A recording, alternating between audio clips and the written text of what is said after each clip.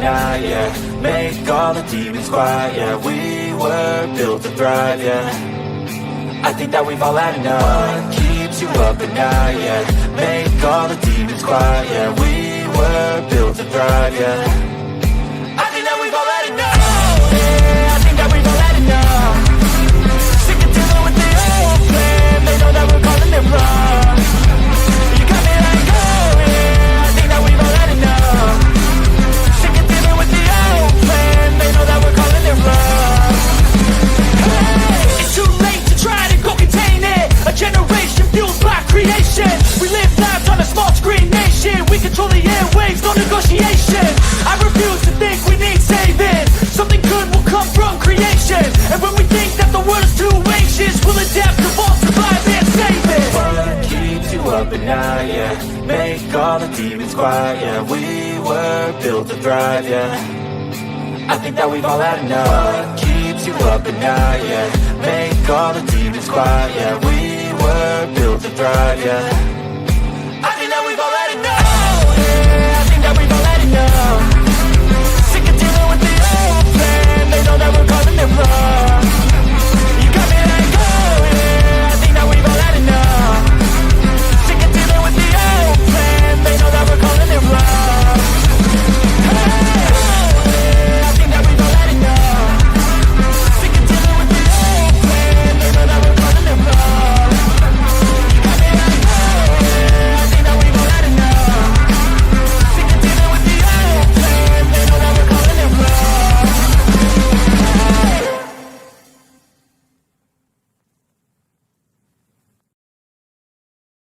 Oh, look at me. I'm retarded. I'm a globe. The whole system is designed to disconnect you from your intuition. Why? Disconnected people are easy to manipulate. Everything from sunscreen to politics to the food industry. It's all designed to disconnect and manipulate you. We are in the middle of a war right now, but it's not a traditional war. It's a war on consciousness. It's a war on freedom. This is the time to listen, not to the news. No, your intuition, your gut, your heart. Love is the greatest weapon against darkness. How do you love more? You begin by loving yourself. How do you love yourself? You listen to the messages your body is telling you. Nobody is coming to save you. Get up. Be your own hero.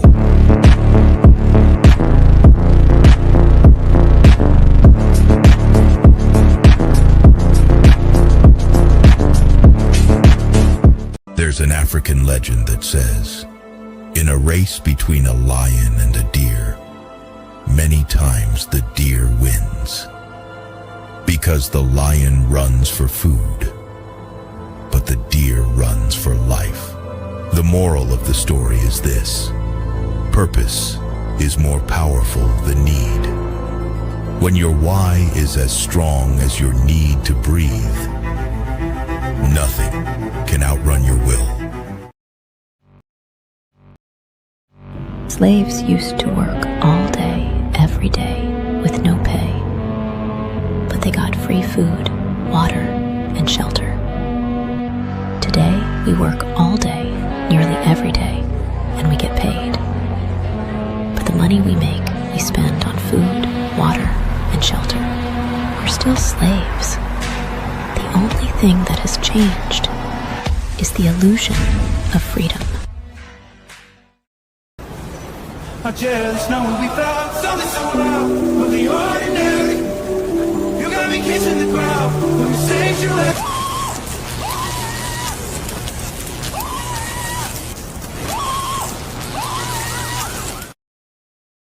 I'm scared, Dad. Do you trust me, son? Yes. Come on, son.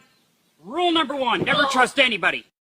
I am struggling extremely with mental health issues, and I am trying to do that whilst being FTFE. And unfortunately, talking to flat earthers is quite painful. All right. Thank you, Craig. Riverside, wait for me, wait for me.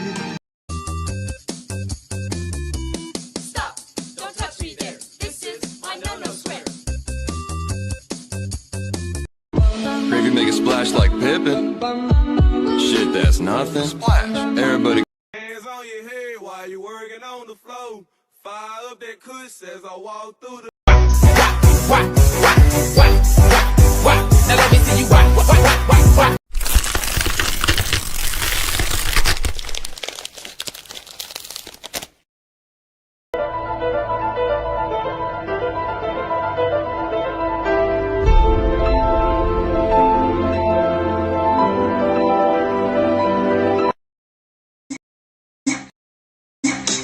I remember when I lost my mind.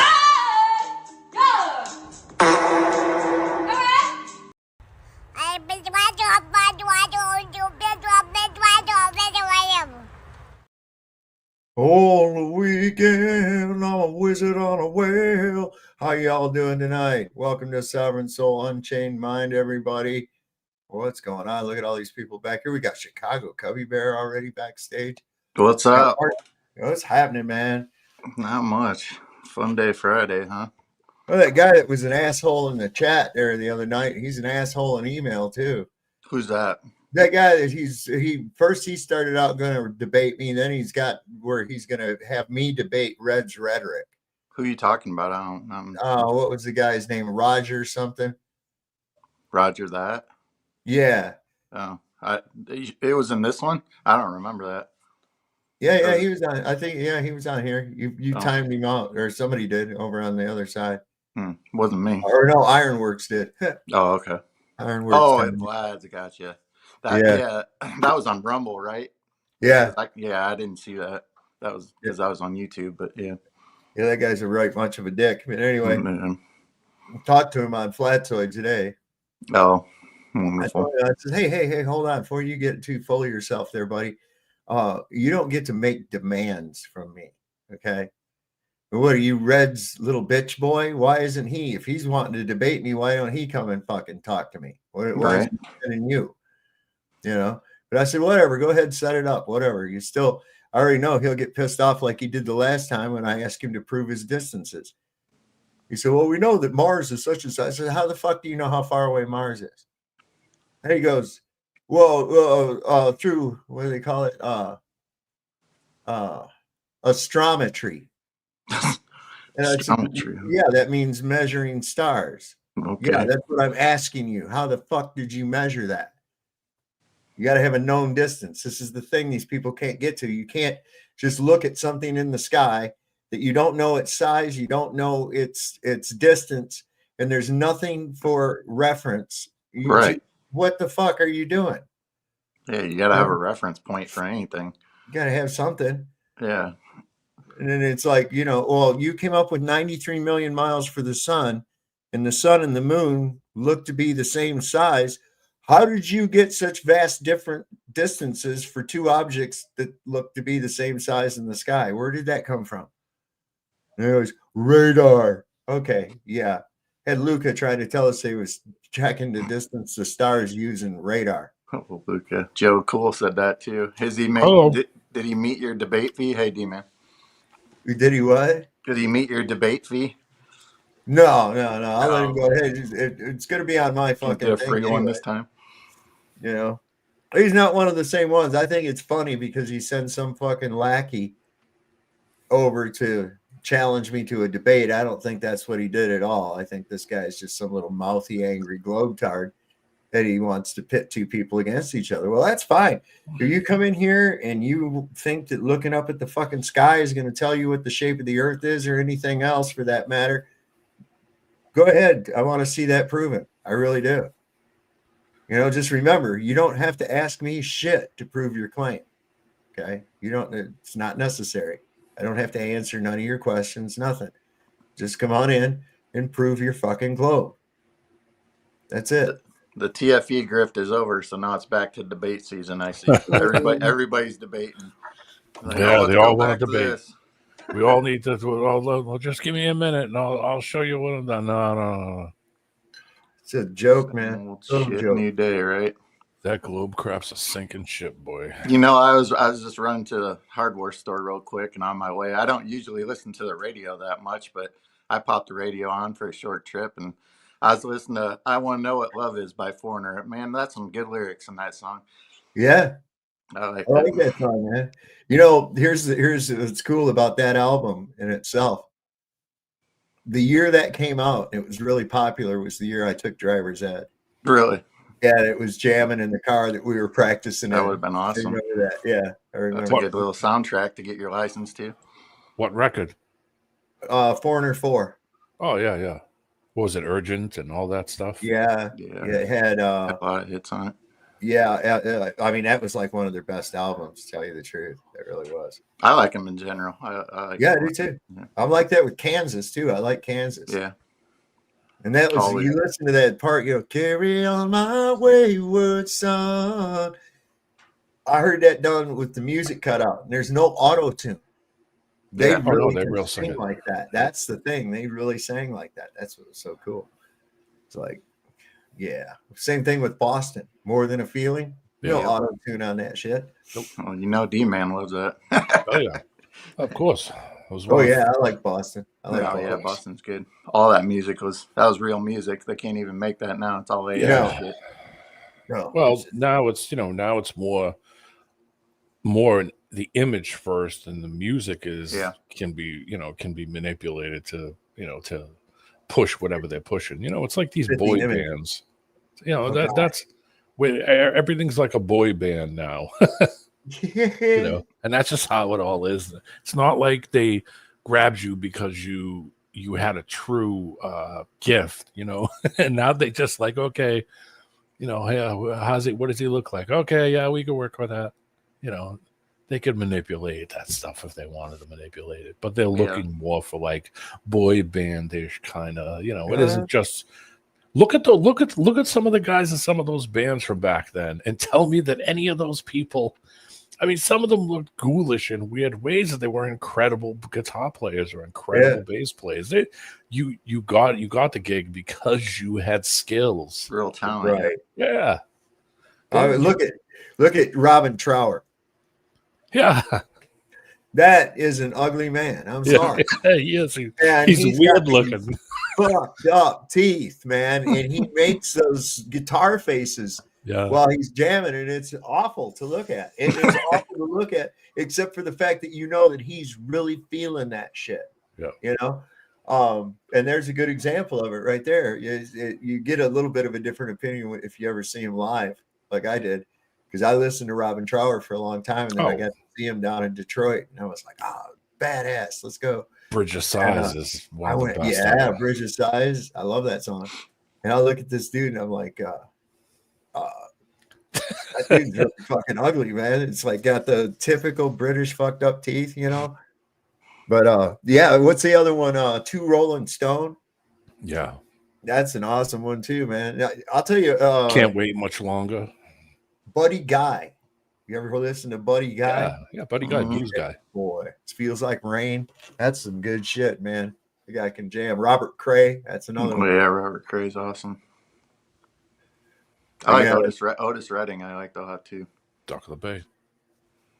I was, what was I reading the other day? Paul Williams was actually one of the founding members of the Temptations. You remember Paul Williams? I remember Paul Williams. He was in a band. Yeah, I was trying to put that together, though. He was in a band called The Holy Mackerel, if you really want to go back on Paul Williams. Wow.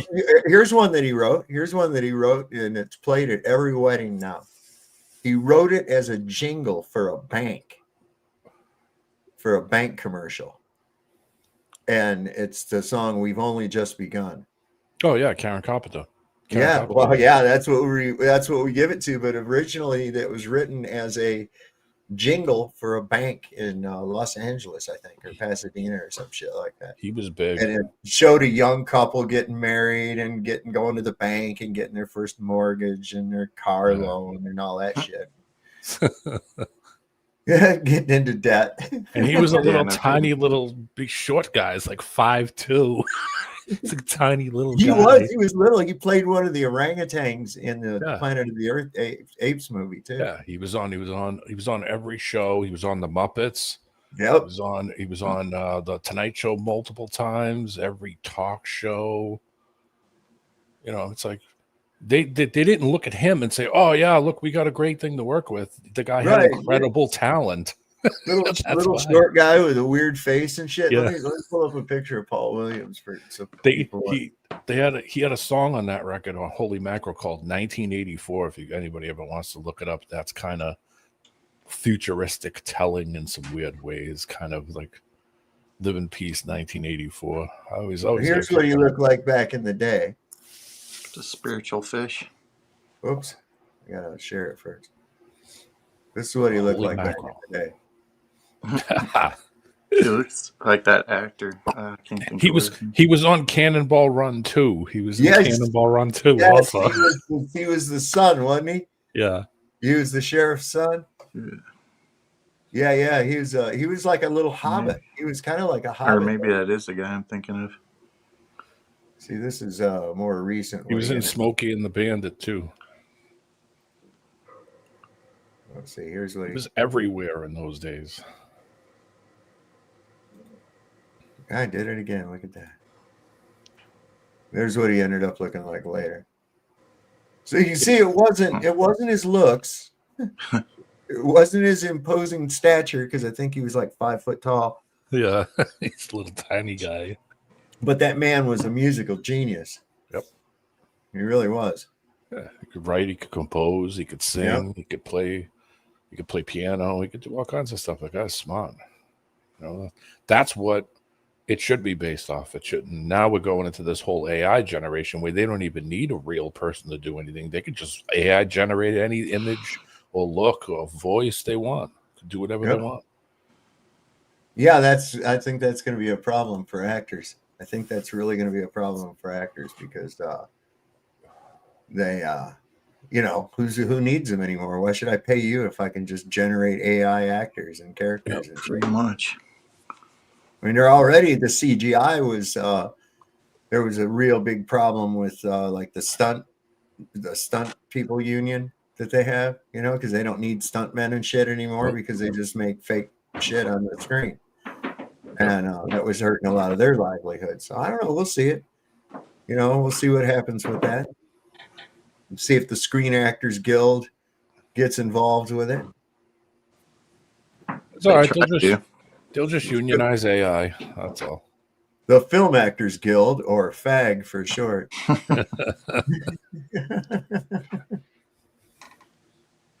Oh my God, yeah. So there's a lot of crazy shit going on. What is this? Oh yes, there is. There's a lot of crazy shit going on. Sinking of Venezuelan boats. I think that this is just another weapons of mass destruction excuse. What comes to mind when you see that? When you see what? As far as, shooting down that boat, is that falling in line with the Geneva Code? I don't think it does. No, it don't. So you could just that could happen. Some fishermen could be off the shoreline, I don't know, China somewhere, and say they had fentanyl coming on and just shoot our boat down. It can happen. Whatever the case may be, but yeah. Right, just like cops saying, "Oh, I saw a gun." Right. The guy was unarmed. Well, it's all right. He thought he saw a gun. It's that same bullshit. This is sort of like a Gulf of Tonkin and weapons of mass destruction mixed together. Yeah, type of situation. I'll tell you that the President Maduro is not standing for it, though, and the other South American countries are kind of fucking pissed off too. Neither. I mean, this guy's doing a great job at pissing off every leader in the world right now. He really is, and some of the shit he's doing is really pissing me off hard too. Because look, if you have a problem such as crime, all right, there are many solutions. Like you could actually, carpet bomb the fucking city and stop all the crime. You could. That's drastic and it's not legal. Or you could put the military in to act as police, but that's also illegal and goes against the Constitution. So you have to find an alternative. Just because something works doesn't make it right. I can cure a headache by cutting somebody's head off. It's not really recommended or a good idea, though, is it? Results are conclusive, though. So you got to be real careful with that. And people will jump to a drastic, especially if they make the situation look drastic enough. People will be more willing to put up with drastic measures until they're not anymore. But by then it's too late because you've already opened the door. You've already given them a foothold. You've given them that. They never give back power. Taking of power is never temporary. It's always for good. And you got to fight to get it back. And I'm not talking about with ballots either. Are you gonna get into the whole Second Amendment thing too, for what I think happened, or is it what he's trying to have happen? Oh, I don't. What's he trying to? About taking guns away from a specific group of people. Who's he wanting to take them from? The trannies. The trannies? Well, yeah, you can't do that. That's what I'm saying. As much as I don't like them. Yeah, it doesn't matter. It's not about whether you like anybody or not. Right. The reality of it is that's not a right that you can touch on anybody. That's what I say. Okay, that is your unalienable, God-given right to defend yourself in any means necessary. That's all. But that's what that whole shooting thing came down to. Now they want to take the guns away from the trainees. It's one thing leads to another, slippery slope. Right, and by demonizing trannies now and making it, people are like, yeah, they're just weirdos anyway, so who cares? Take their guns away. Blah, blah, blah. Okay, so where do you draw the line and who gets to decide? That's what I mean. Fit to have a gun and who's not. Oh, that guy doesn't believe the Earth's a globe. He shouldn't have a gun. Because if Harris had got in, it'd be the other. It's like all the right wingers are, whatever they consider right wing. All the right wingers should have their guns taken. It goes both ways. So. Yes. How about nobody? In fact, let's go the other direction. You want to make a law? Make it a law where everybody is required to be armed at all times. That's what there it should you go. be. Now we got something. Now we're on the right track. Exactly. Might be able to get a little dicey in the beginning, but it'll work itself out. Yeah. Hey guys, can you hear me? Yeah. I can hear you, Roger. What? I was going to say. What? You got to fight for your right to party, is what you're saying. Do exactly. You do, and I won that fight so long ago that I just sit back and relish in the spoils of that battle. Nice. I fought for my right to party, and that's what I do all the time. So I got a question for you. How do you pronounce it? Is it really criterium or is it really criteria? It's criterium, right? Well, criteria I think is singular, and criterium is plural. Okay, yeah. So that was a bad use for that point where there's a swell in front of the ship that it's on the crest of. So, What now? Oh, in my debate, Brenda came on and brought a photograph of the two Freightliners, and one's behind the swell and one's in front of it. Yeah. It's the middle of the day, it's high tide, and you're going to get optical obstruction. But yeah, I said, what about the Rayleigh criteria? That does have an effect there to a point. But yeah, there's more effect from the beach and the waves than anything else. Sure, just the surface of the water. Refraction can't be your fucking answer for everything. I'm sorry. Okay. Well, that's what they gave me. Brenda's retarded anyway, so I don't even know why anybody bothers. Well, it was open debate night, you might say, and everybody came over to see Raj. But we had a guy on. What was it, like 2 days ago? Remember D-Man? He came in. Oh yeah, that guy. The Hawaiian photos with the 25 floors missing or something. Yeah. Yeah. 25 floors missing. Okay, so what's that mean? Curvature. Why isn't the building tilted back? It ain't. Yeah, no kidding. That's what I said too. It was the ocean swells in Hawaiian Bay there. It's in the Pacific Ocean, man. And you look at it, the water was just choppy as hell. See, this is the thing. They have to look for reasons to believe in their physically impossible fantasy. I don't know what they can't get about that. And then they know that their position is so unattainable. It's so weak that they have to be dishonest and lie and make up shit. And that should tell you, if you have to lie and make up shit and be deceitful, that should tell you something. You don't have a point. You don't have even a point to make. Now you're just grasping at straws to make your position seem like it's tenable. It's not. Yeah, we pulled up Pablo and a couple of his videos after he didn't want to hang out and watch those. Yeah, he didn't want to watch it, but he said, "I got to go now, guys." Yeah. All right. Well, you show me yours, I'll show you mine. Pablo does the 360-degree pans over a month in the same. Well, it was like Wesley today. Wesley had to go and pick up his kid from school or something, but he stayed in the chat. So what are you driving and playing in chat, or what the fuck are you doing? That dude, man. I don't know about him. It takes like 5 minutes to get your kid. Most places, 15 minutes to go get your kid. You're done. You could have came in. Man, I was lucky as shit if somebody came and got me from school. Mm-hmm. I had to walk on most days, man. Yeah, I had to walk. Yep. Now I see these motherfuckers waiting up at the end of their driveway to pick up their kid and drive him back up to the house like 50 feet away. What? Oh yeah, I'm not shitting. I've seen that. Good God. I've seen that. And these little kids, they're all chubby little kids wearing backpacks, looking like they're fucking going off to Iraq and shit. We never had all that crap, man. Yeah. And then that stupid ass bus. For the kids that did ride the bus, everybody went down and met at a certain place. There was like what was called a bus stop. Yeah, it's amazing. Yeah. You waited down there and the bus picked up all the kids there, and then they got dropped off there and they walked home from there. I mean, I don't know. Is there suddenly a rash of cars flying off the road and smashing into children or some shit that started happening in the last 50 years? I don't know. What's going on? I don't know, but if another deranged person goes into a school with a you know what and starts, they really don't do that. They really don't do that. I'm going to bring up this picture again. All right. This is I from. remember Sandy Hook being like really shifty about what was going on. Yeah. I remember. School was closed. Yeah.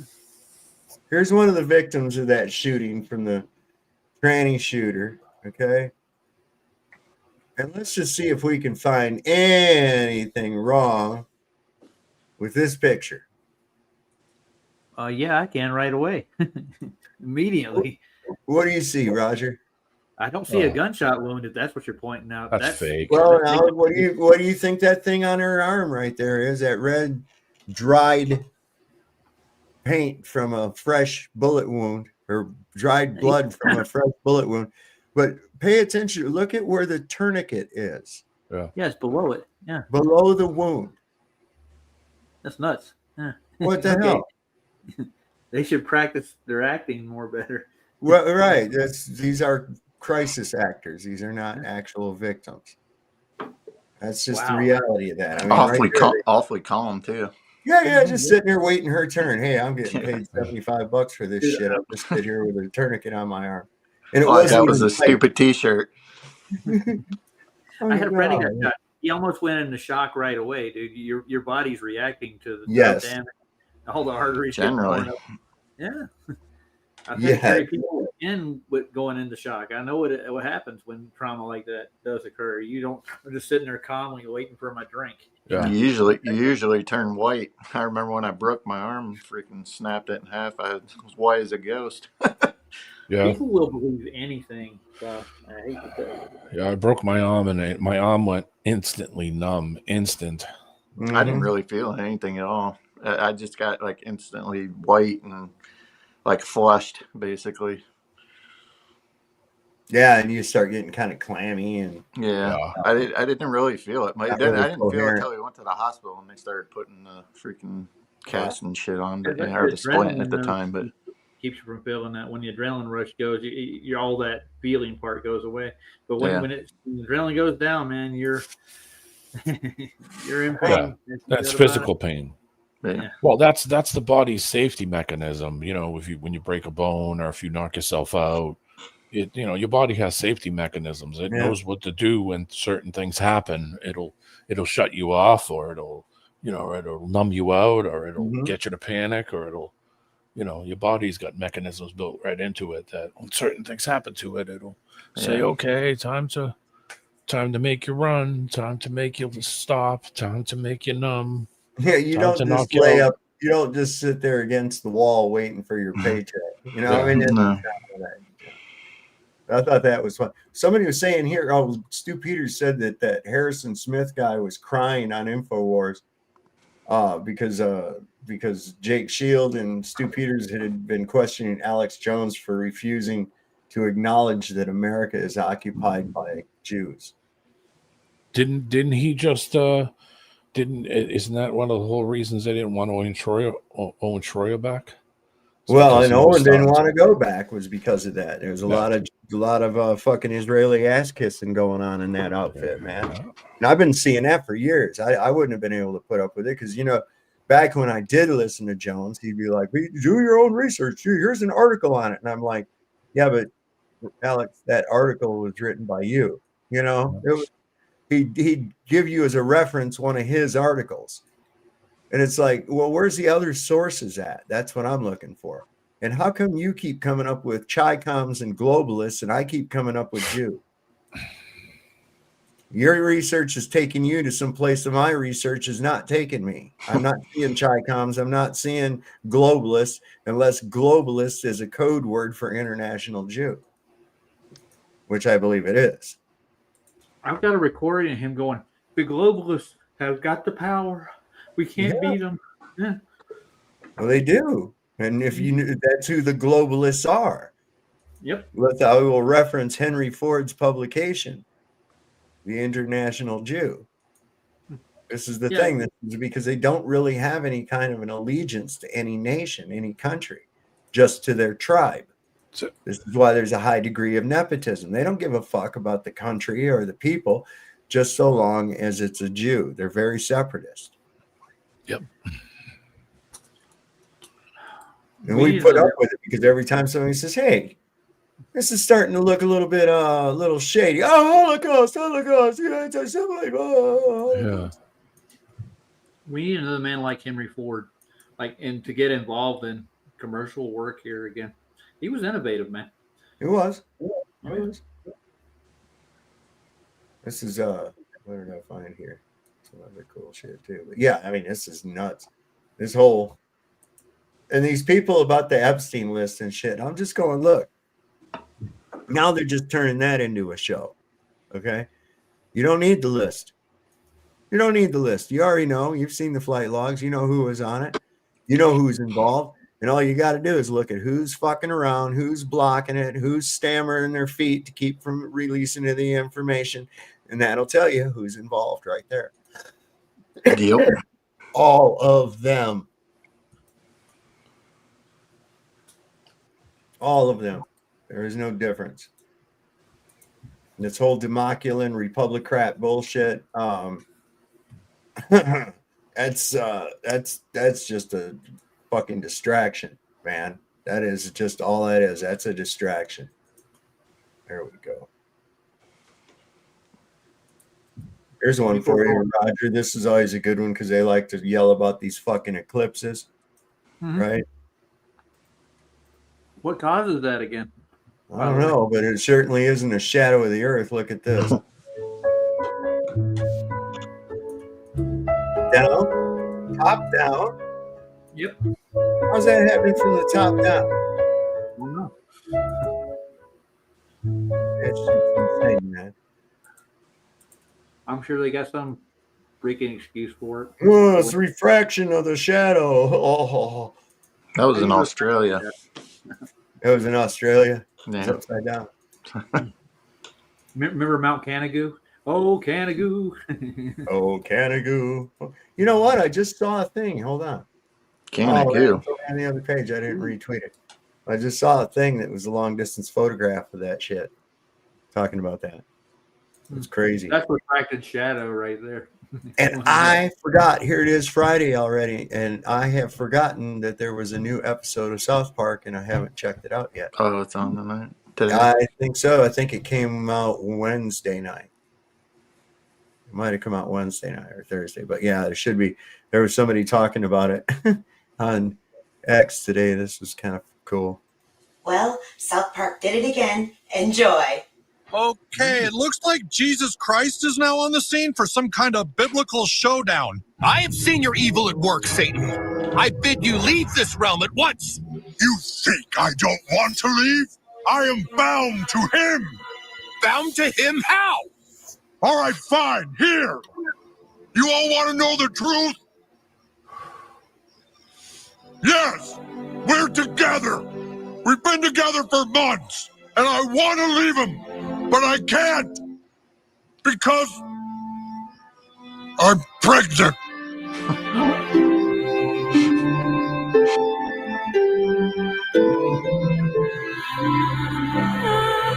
He's pregnant? So now you all know I am forced to stay in this situation for several more years.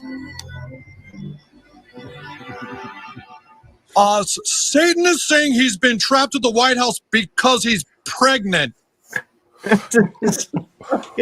South Park is just off the chain, man. You are the father. Well, here's what they've been saying. Here's what they were saying too, as part of this episode, I guess, is if you think about the wording, they said he is literally fucking Satan. Trump is literally fucking Satan.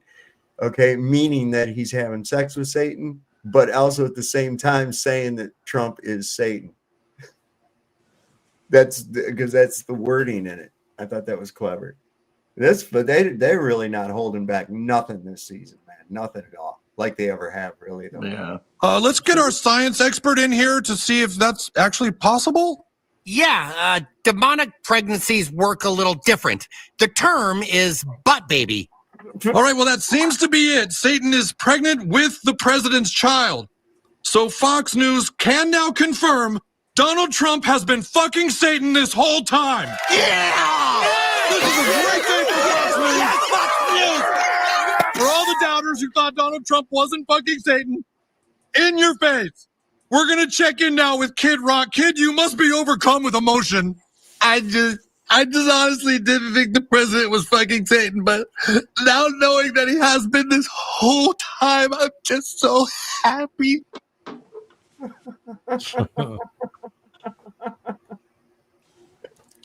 Dude. What was that? Oh, the woman I saw. What is that thing called? I call it the two angry liberal women. I think it's called I've Had It podcast. And it's these two like menopausal liberal women. And I mean, they're both just look like Karens, right? But anyway, I was checking that out and they were talking and the nickname they gave Trump, this was so funny. Cankles McTaco Tits. Interesting. Cankles McTaco Tits. Oh, well, now I want tacos. You know, it does sound Spicy good. cheese curd tacos. Oh, cheese curd. Spicy curd cheese curd taco. Spicy cheese curd taco. Boy, that guy. Well, Ryan, Burn the Corporate Fiction, showed that the other night. Yeah. Tim Waltz was playing this. He was at the Minnesota State Fair, and basically he was saying spicy cheese curd tacos, and he kept saying it over and over again as almost like an MKUltra type thing for the trainee shooter. That's a Canadian thing. That's when I was in upstate New York, they had poutines everywhere. I didn't mean the food itself. I meant the reference to it. Yeah. He kept saying it over and over and over. And it was like it almost sounded like an MKUltra keyword. Secret message. Yeah. You know, listen, and that guy's in the club. Think about that. That guy, there's this big club and you're not in it. But that stupid motherfucker is. Do you really want to be in that club? Listen, that's the only thing. And the thing is that their power is us. And the quicker people realize that, and we keep giving them attention, we keep putting them into office, we keep voting for them, we keep giving them the limelight, they're never going to go away. If you keep doing that, they're never going to go away. Speaking of that, I'm having beef fajitas tonight. What was that dude said in Bulworth? He says, oh, no. He says, listen, until he says, oh, yeah, well, you just didn't pay enough money to my campaign. I just finished watching that the other night. It was good. Until you put down your 40-ounce or malt liquors and your chicken wings and get behind somebody other than a running bat that kills his wife, you're never going to get rid of guys like me. And you're like, what the fuck? And then he goes and pulls a fire alarm. That was a great movie. I had pizza. It's been a while since I've watched that. It's been years since I've actually sat down and watched Bulworth. It's a good movie. I like it. I was jonesing for pizza, so we had pizza. What kind? Just cheese, regular cheese. Oh, Cheese. Yeah. Man, you gotta put something on that. No, I could I'm plain just up, kidding. straight up.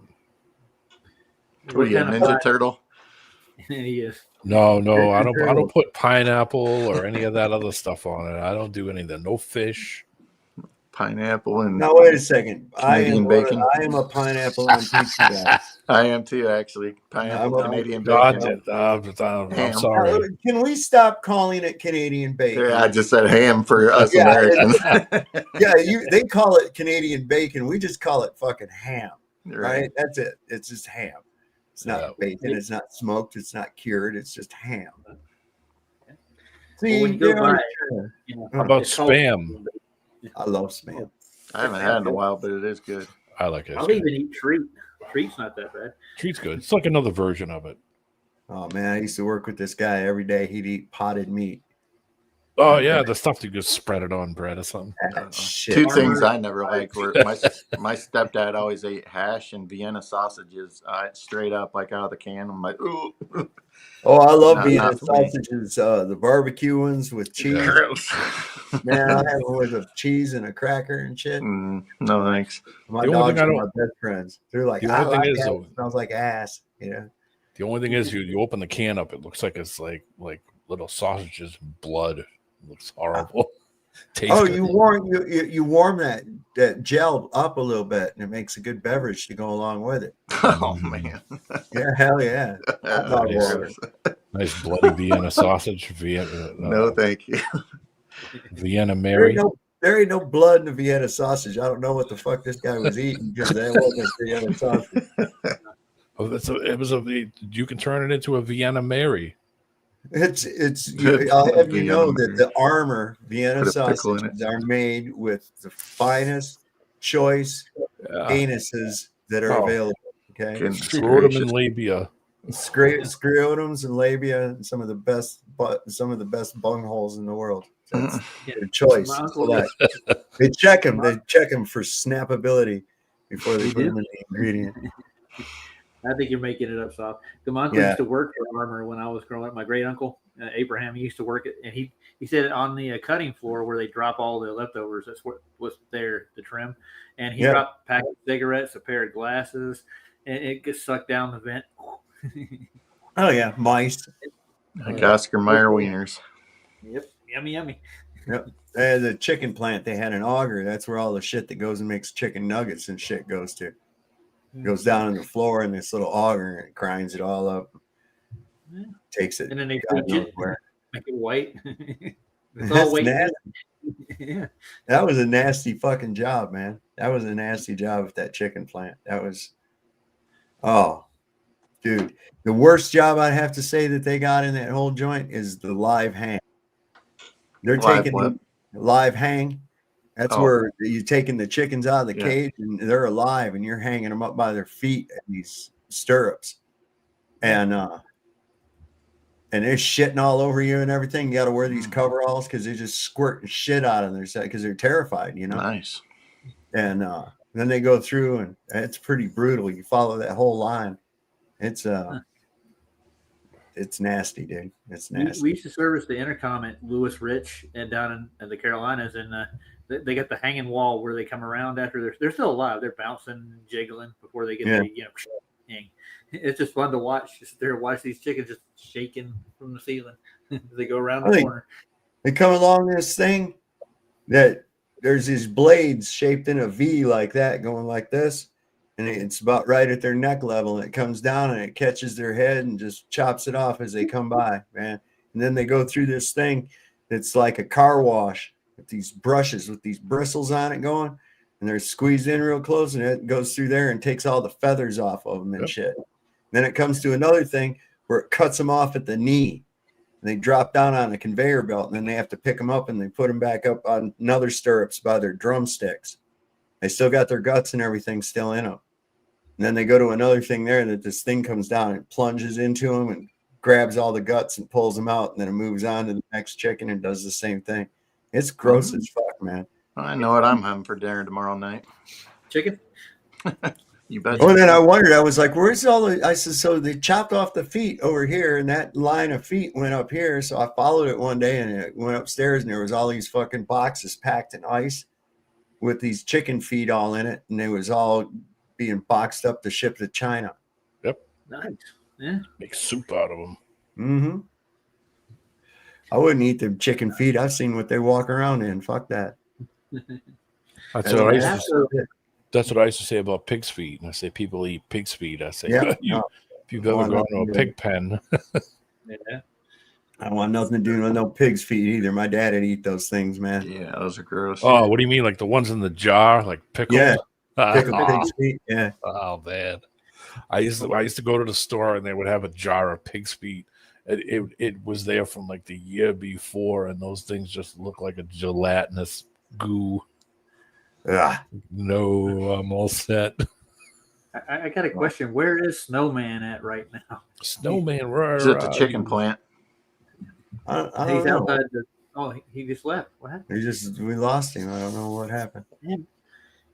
He's outside the mini mall. Looked like he was on some kind of a carnival ride or something to me. Everything flying around, spinning around. So this is kind of crazy. This guy was talking about this mark of the beast. There he is back again. I think. Yeah, there he is. Snowman, where are you? Where you at, Snowman? Wow. Well, it's raining. It's raining here in Huntsville, and I'm on a different phone, so I'm sorry if I'm yelling at you. But I got my earbuds in, but I think it works off the speaker. Yeah, no, I'm just standing around downtown Huntsville.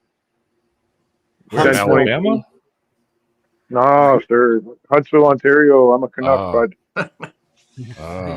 Won't you know? Yeah, I figured I'm going to sit here and listen to you. It was either I put you all on speaker and blast the podcast here, or just sit quietly and listen to myself. But yeah, it's quiet now. But every time a car comes by, it's just chaos, right? Like the AI can't keep up with the microphone, right? But yeah, no, I'm just going to post outward facing, see what's going on out there. But it's pretty dead, man. Like you can roll up the carpet sometimes when it gets wintertime at about 9:30. You can really roll up the carpet around here. Like there's not a food joint open past 10, basically, you know, and like McDonald's is shut down. Like we don't have no 24/7 McDonald's or nothing like that. Well, you don't need that. Decent folk be in bed by that time.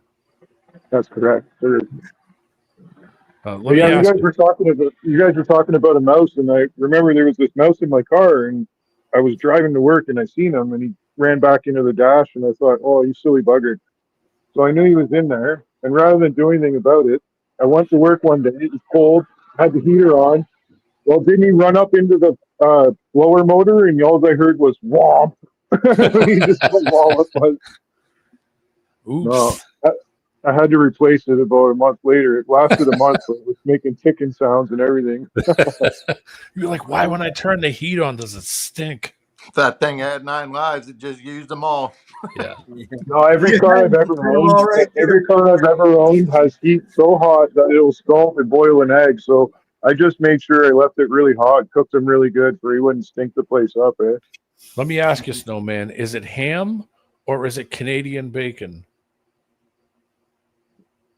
Well, if it's female bacon, then it's Canadian bacon. It's not. It's a certain cut of ham, I guess. Canadian ham. Yeah, it's female bacon. We call it. Yeah, Canadian bacon. It's a lie. You guys are just trying to pop you guys never had a Newfie steak before either, I bet.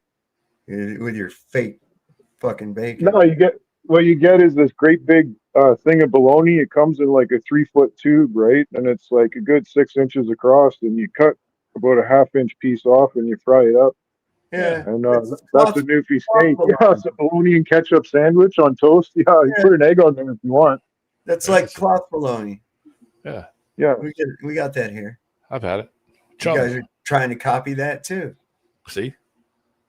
I'm just I gotta do this. All right. Fucking it up with maple syrup and Labatt's. What the hell, man? Now this is ham and this is bacon. All right. Get it right. I had to do that. Well, then there's back bacon, and you guys are all wrong. You got it all screwed up. Baby's got back.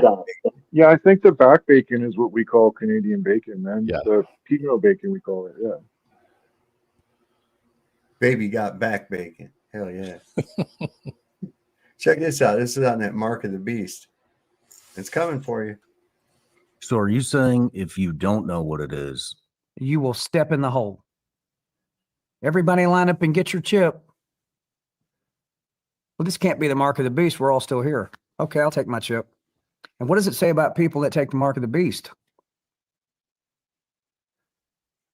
If you take anyone who takes the Mark of the Beast, their name is not written in the Lamb's Book of Life. That's the book. That's everybody that belongs to Jesus that's going to heaven is in the book, the Lamb's Book of Life. If you take that, you are not written in the Lamb's Book of Life. I'd say that's a pretty final move. So can you imagine if you didn't recognize that for what it was because you didn't have the discernment in you? And where does discernment come from? Does it come from you? Where's it come from? The Holy Spirit, right? So if he's not in you and you're not able to discern that and you walk right into that wood chipper, well, there you go. People need to think about that because, I mean, I'm telling you, with AI coming on board like it is right now, we're not that old. Very good chance. If we live out our years like we're supposed to, I think we see it. I think about it all the time. I think we're going to see it. And I think that's why you're seeing a revival happen amongst people. I think that's why on my little tiny scale, I get hit with particular songs, which allow certain conversations to happen. I get to sit with guys like you and talk about it in front of millions of people, get them to think about it. That's my little role. Because I think it's upon us. I think it's coming. Yeah, I do too, man. I do too. And they're look, they got all their little shit in place too. Where was that? South Park. This right here, where they're the Church of Satan is putting out propaganda, try to influence the youth. And part of that is making everything, getting them used to the convenience of all this fucking bullshit and how it makes everything easy and you don't have to do this, that, and the other.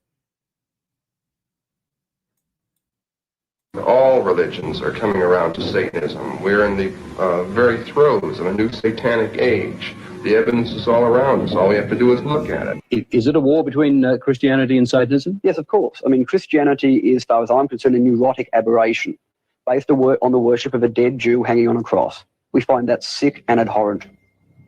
The Church of Satan has declared total war on ignorance. This has often been misconstrued by mainstream media. It's not a war of race. It is a war of the intelligent versus the stupid, of predator and prey, master and slave, domination and servitude. Satan represents the powers of force in nature, and we feel that a cleansing of the idiot ideology of the pallid, incompetent Christ is in order. And so this is something that the Church of Satan is conducting on many different avenues. We're doing this through the use of what we have called aesthetic terrorism. This involves the creative use of art, music, writing, effectively what we call propaganda, the dissemination of information to influence what we call iron youth. Dr. Michael Aquino, High Priest of the Temple of Set. If the devil has a pope, it's Dr. Aquino. Okay, so that was a colonel in the United States Army who was up to his neck in that Presidio daycare incident that took place out there with the child and with all the kids and everything, and they described that guy with his freaky eyebrows and everything. So that's the same guy. Satanists, the hardcore Satanists, are involved in criminal activity, and for that reason they are going to try and look as normal as possible, the better to be able to deceive you. They're doctors, they're lawyers, they're teachers, they're oftentimes people who are in positions of great influence over small children. Priests, ministers, doctors, police officers, judges, businessmen, oilmen, teenagers, they're all linked together for one purpose. I know when I was involved in the Church of Satan, they were very proud of the fact that there was not a single military installation in the world that did not have an outpost of avowed Satanists. Satanists are drawn to the military because of the idea of war and death. You see, they view war as one gigantic human sacrifice.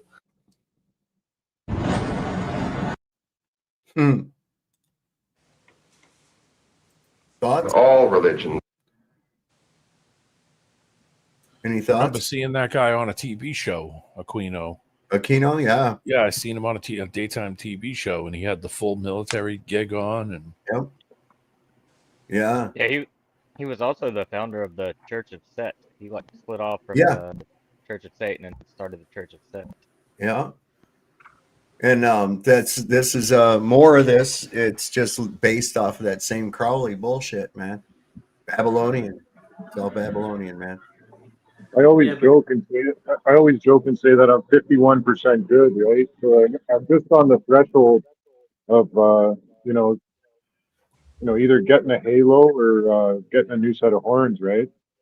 But I honestly feel like we've actually crossed some kind of tipping point where, who's to say, right? When I was born, man, I feel like there was a lot more common sense, old school neighborly shit. Like, like if I say hello to you and you don't respond, I'll say it again. And if you still don't respond, I might even be slightly offended, right? Like, I don't know. Like, hey, he's ignoring me on purpose. Yeah, you've heard the old hair lip joke, right? Like, there's two hair lips, and they were one said hello to the other one, and the other guy didn't respond back to him because he thought he'd be making fun of him. Yeah. Where'd NWO Slayer go? Dropping like flies. Well, the CDC, this is good news. The CDC has kind of upgraded its health standards. Really? Yeah, no more emergency. What do you call it, right? Well, it's right here. Good afternoon. As you know, the CDC has been updating medical guidelines to reflect the latest totally scientific research. Please note the following changes to what we now consider a healthy individual. From now on, your hands should maintain big, dark bruises on them at all times, like an apple left in a backpack for several weeks on end. That's what the best hands look like now. If you have a bright white halo around a tan face, like you napped on a massage table pillow covered in battery acid, that's actually a sign of optimal wellness. So you're sick if you don't have that. We have an important update on a condition known as chode ankles. The CDC now recommends having them. People who don't have ankles that look like they're about to start oozing vanilla pudding should see a doctor immediately. They're not normal. Chode ankles are normal. Quick rundown of some other symptoms that used to be bad but are now good. Gaping corpse jaw, spontaneous leg crumbling, tongue flop, pre-leprosy, brain naps. All right, that should clear up any questions. Oh, and butts should be in the front now. That's where butts are. Hey. Oh, we already knew that. We know that. I guess that lady that you play the video on, she's normal now. If you make a splash like Pippin, shit, that's nothing. Splash. Everybody call me Big Pimpin'. I saw her at the dollar store the other day. I swear on my life.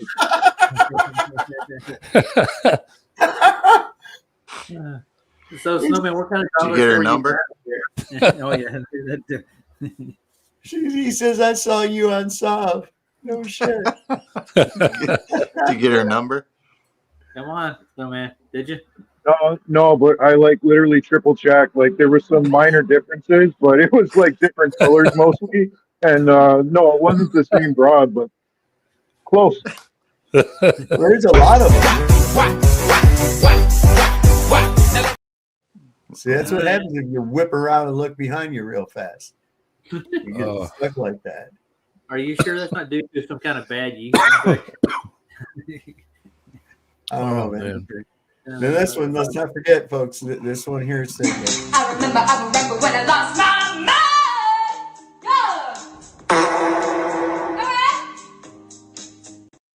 Single and ready to mingle.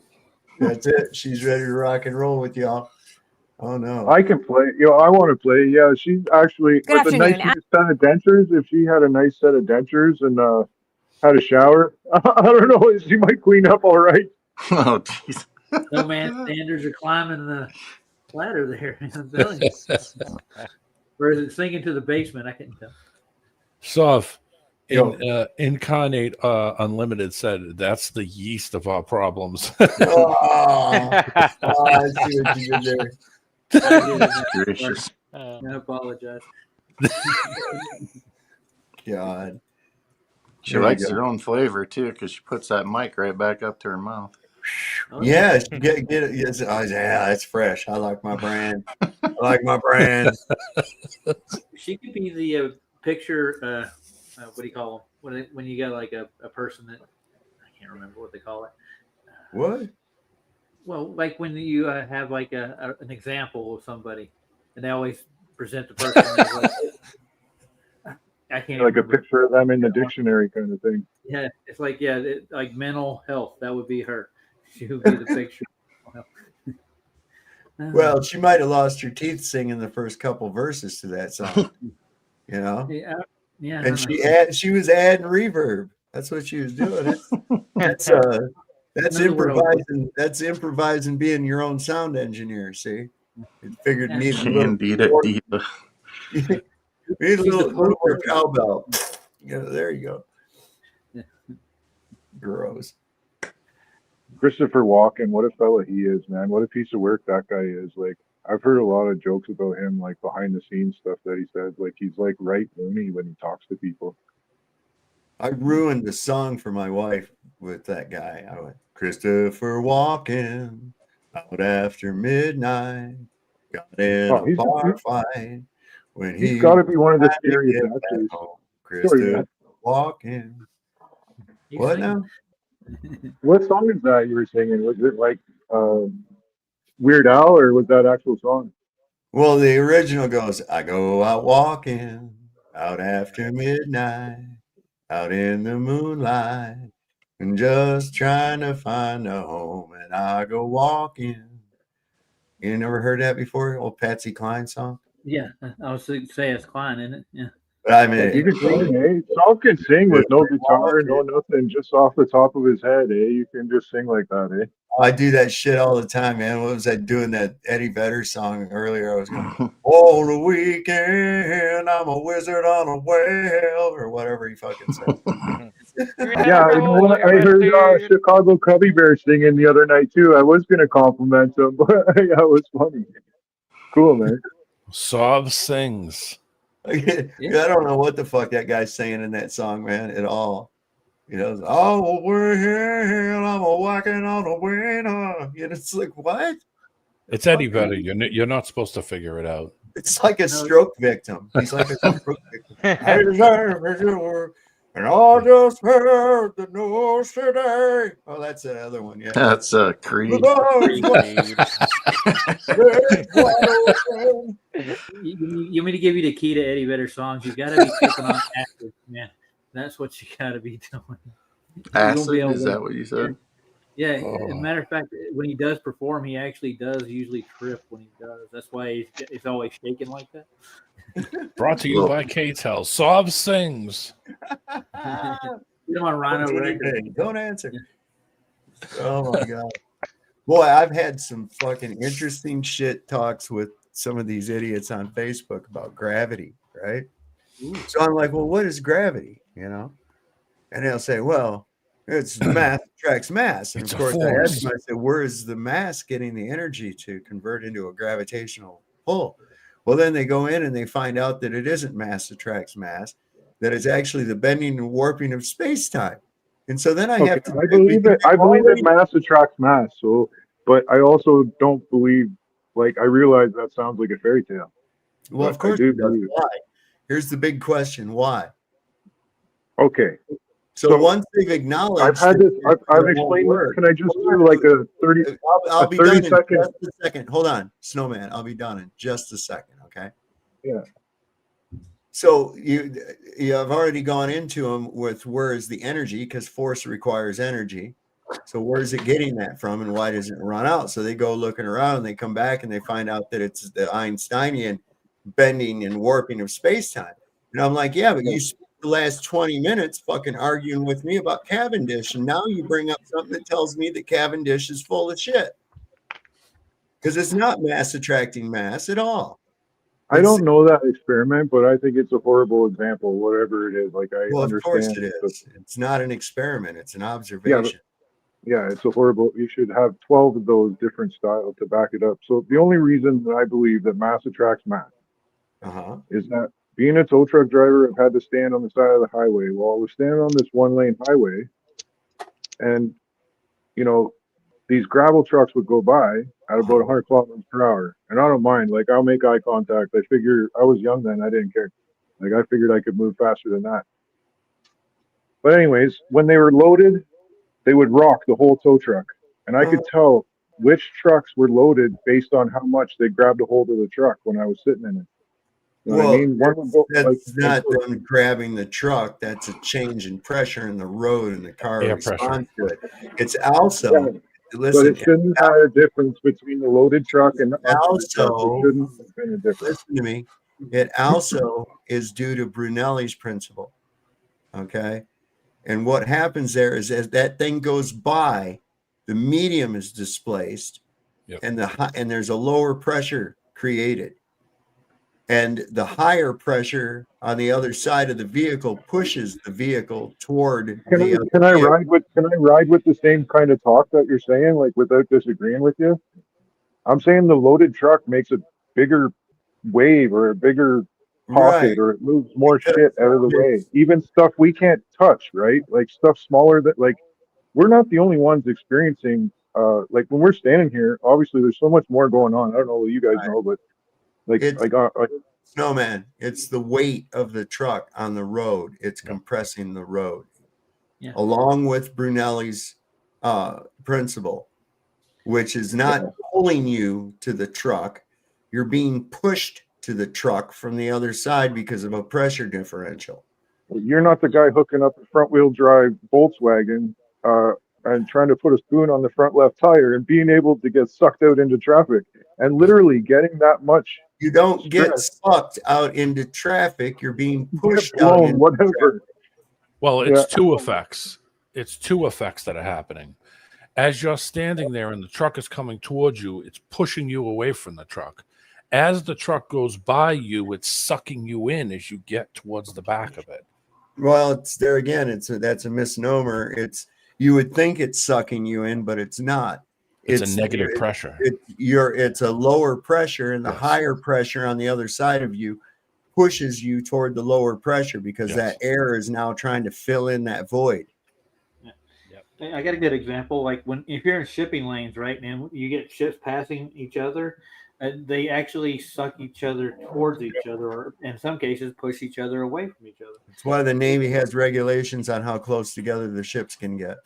Yep. Because all you need is a strong wind to come through there, and it'll push those two ships, crash them right into each other. If it comes right through in between them like that, it'll create a low pressure system inside there. The air around the ships wants to fill in that void and takes everything with it. Drafting. Do you want to know on like an off topic or a topic changer? What my favorite alien movie it's Predator for sure, like the original like theory and stuff. Like, I'm more of like a theory guy, like, based on cinematic performance or whatever. But have you ever seen the movie Battleship, where these I watched it like for the second time or third time, and I thought, it's corny jock. Like, there's a lot of testosterone in it, and like, whatever fake military and the stellar acting abilities of Rihanna. I played the game, never watched the movie. Not bad. They weren't that bad. Like, I don't know. Dude, that was pretty bad. What was Rihanna's job? Was she a bridge mate? Was she a radar operator? Was she a boat gunner? She did all those things. What the hell? That was a stupid movie, man. It really was. You sunk my battleship. Oh, it's a good alien movie. If it happens, that's how it'll happen for sure. One thing I thought was cool though was when the Chinese guy with the Chinese Navy, he told them that they could use the U.S. The National Oceanographic buoys to sense displacement changes and track a vehicle, track something that way without using radar and shit. They could actually track it through the buoys that would display and that registered displacement of the water. And I thought, that's an interesting thing to throw in there. But the thing that gets me about that is because they'll argue this fucking Newtonian gravity until they get to the Einsteinian gravity, and they just spent the last God knows how long telling you about Cavendish. But Einsteinian gravity tells you that Cavendish is a full of shit experiment. It's not even really an experiment, but that it's full of shit. Because what do you got? A little bit of fucking warping of space-time inside that little contraption or something? What the fuck is going on there? Where are we seeing this? Where's the lensing you speak of and everything else? See, it's a load of shit. Yeah, but you can't go anywhere with it either, though, Sav. Like, as far as what do you think? I don't have to go anywhere with it because it's just a myth. Yeah, but so what? So then we have to make a new word for it then, just to piss them off. Like, you know, okay, what? Will we do that? Well, I don't know. We have to have a way to describe how things fall out of our hand, right? That's the first. We do. That's how we got stuck in this cabafel. We have words for it. It's called relative density disequilibrium. Archimedes seemed to figure that out. I'm kind of on board with the density thing, Sav, except for the fact that the further away you go, not density, relative density to the medium. There is never an instance where an object is not subject to a fluid medium. Never. So the object will it will get thinner as you go up, so to speak, like oxygen anyway. Well, that's due to temperature. That's to do with what I'm talking about at the time. Yeah, I believe we're in a fluid for sure. It's absolutely a fluid. We are. There's no gas is really close to fluid. There's no getting around it. There's never an instance where something is not subject to a fluid medium. And inside this realm, right? And, anywhere. It's either going to be a liquid or a gas. That's all.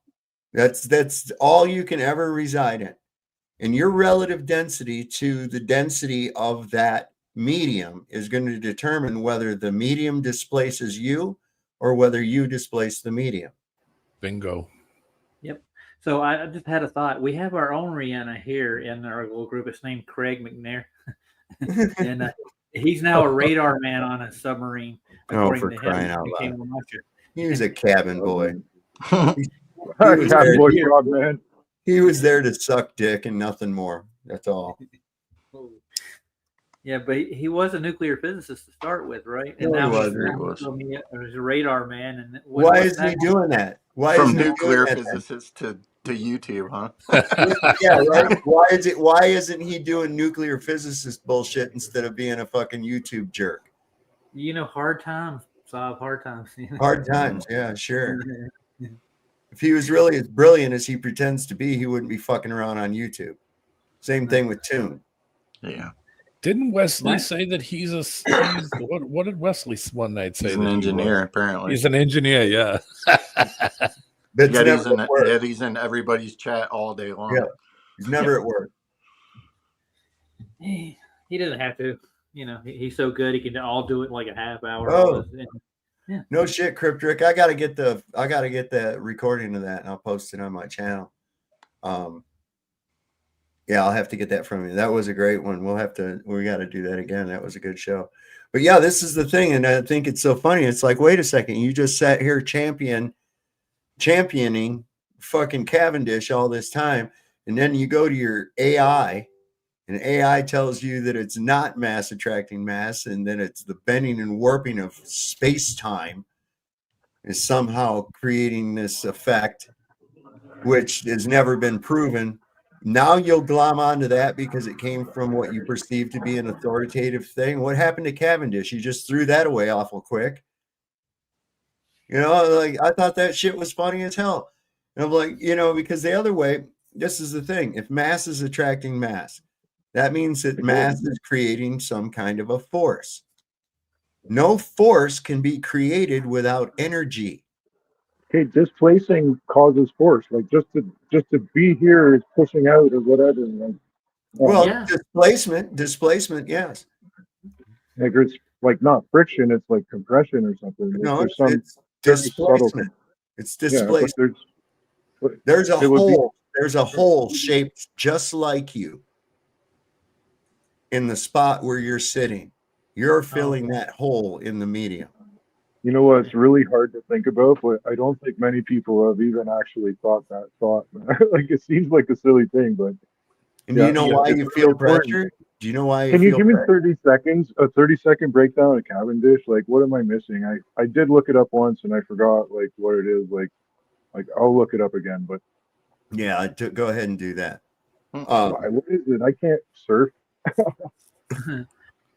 Well, we got a professional in the audience right now. The whole idea is this: where would mass be getting the energy to create a force? And why does it never run out? See, this is the problem, because that's Newton's own law of conservation of energy. Energy cannot be created or destroyed. It can only be transferred or transformed. So somehow mass is creating a force which requires energy, and nobody can see where it comes from. I think so. That didn't make any sense at all. I believe so, though. Like, you know, I don't necessarily think that the atoms are little electrons flying around. You know what I mean? I don't think they are. However, like, even back in the day, so I like talking about old stuff. Like, you know, like, there's actually blades and stuff they found, and carbon dating ain't worth this shit either. But they found blades and they but still, it doesn't matter. They found blades they can't duplicate today. Like, the quality is what the pyramids kind of deal. Yeah. And where were we going with that? What's that got to do with gravity or anything? I don't know. Just trying to get off the topic. Yeah. I feel like I'll always lose every argument, no matter if I win or not. But I agree mostly. Yeah, I just think there's more to it. It's worth exploring. Like, well, it's maybe the only way to that's where you need to start looking right there, not just take it for granted that mass attracts mass. Have you ever witnessed that? No, nobody has. Yeah, So I watch hockey. Mass attracts mass. Every hockey game, mass attracts mass. It's like if it had free will, it would attract. Well, it took energy to hit that puck. Say why would mass attract mass? What intrinsic property would cause that to happen? The whole Fibonacci shit, like the whole phi principle, like just everything wants to move. Like, I don't know. No, it's displacement. It's not gonna do it. If something's rising, it's displacing. If something's dropping, it's displacing. It's the same thing in the air as it is in the water. It does the exact same thing. If it's heavy and it's falling through the water, it's displacing the water as it moves down. And if you have something lighter than the medium and it was rising up through the water, it's displacing as it goes up. Same thing as if you let go of a balloon, that balloon moving through the air is displacing air. It's the same thing if you drop the bowling ball. That bowling ball is this will only work with a confined volume of fluids. Hence the bullet casing. You gotta let me finish. Snowman, you gotta let me finish. You gotta let me finish. Okay. So the reason that you feel pressure from displacing the fluid, and it's equal on all vectors inward on you, is because it's restricted. If the fluid was not restricted by something, then it wouldn't offer any resistance and there would be no pressure. So there's only pressure because you're displacing a confined fluid. The fluid's not confined, you won't have any pressure. It'll just simply easily move out of the way and not offer any resistance. So this is another way that we know that the fluids that we are immersed in are contained. And they have to be physically contained because that's the only way to obtain any kind of a specific volume of a gas. Even the oceans, even though people don't understand that the basin is a container suitable for liquid, which is denser per volume than air. But if gravity were real, well, then we wouldn't have the process of evaporation. Where would the energy come from for the water to be able to achieve a violation of gravity all of a sudden? Well, ironically, we're 90% water, they say, or like 70 or whatever. 75%.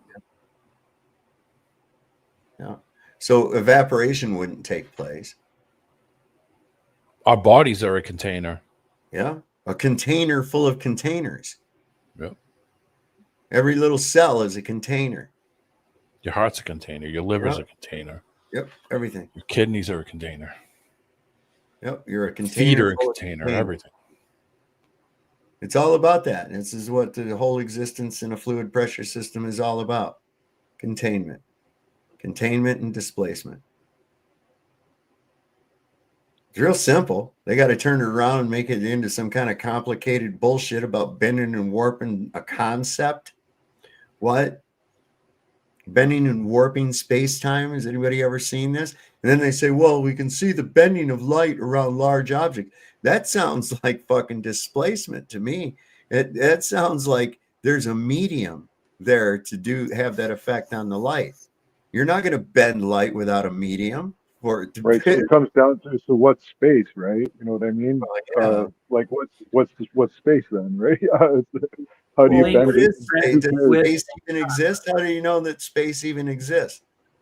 When you look up at the night sky, what do you think you're looking at? A lot of people think they're looking off into infinity. Why do they think that? Because they've been told that. But really, all you're looking at is the ceiling. The stars are in the ceiling. Yeah.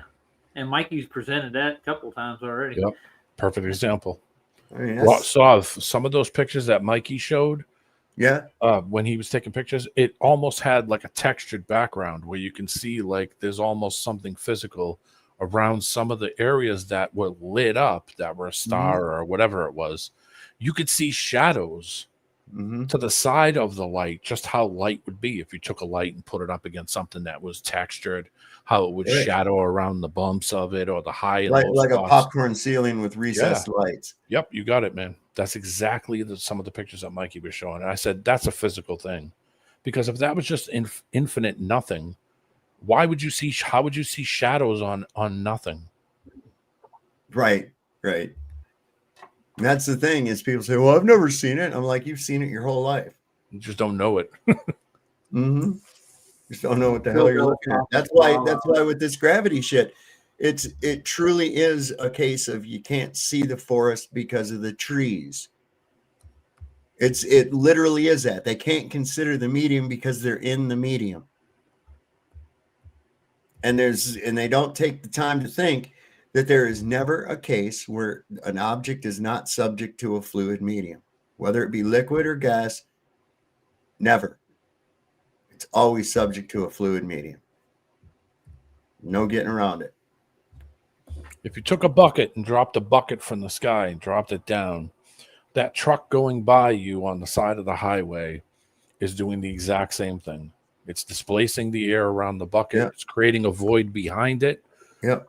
Okay, of lower pressure. It's the same thing if you took the bucket and flipped it so that the bottom of the bucket was facing up, and you pushed and you then dived underwater while holding the bucket full of air, and then you let it go and let it go up to the surface of the water. It's doing the exact same thing. It's displacing it as it moves up, and it's creating a lower pressure behind it.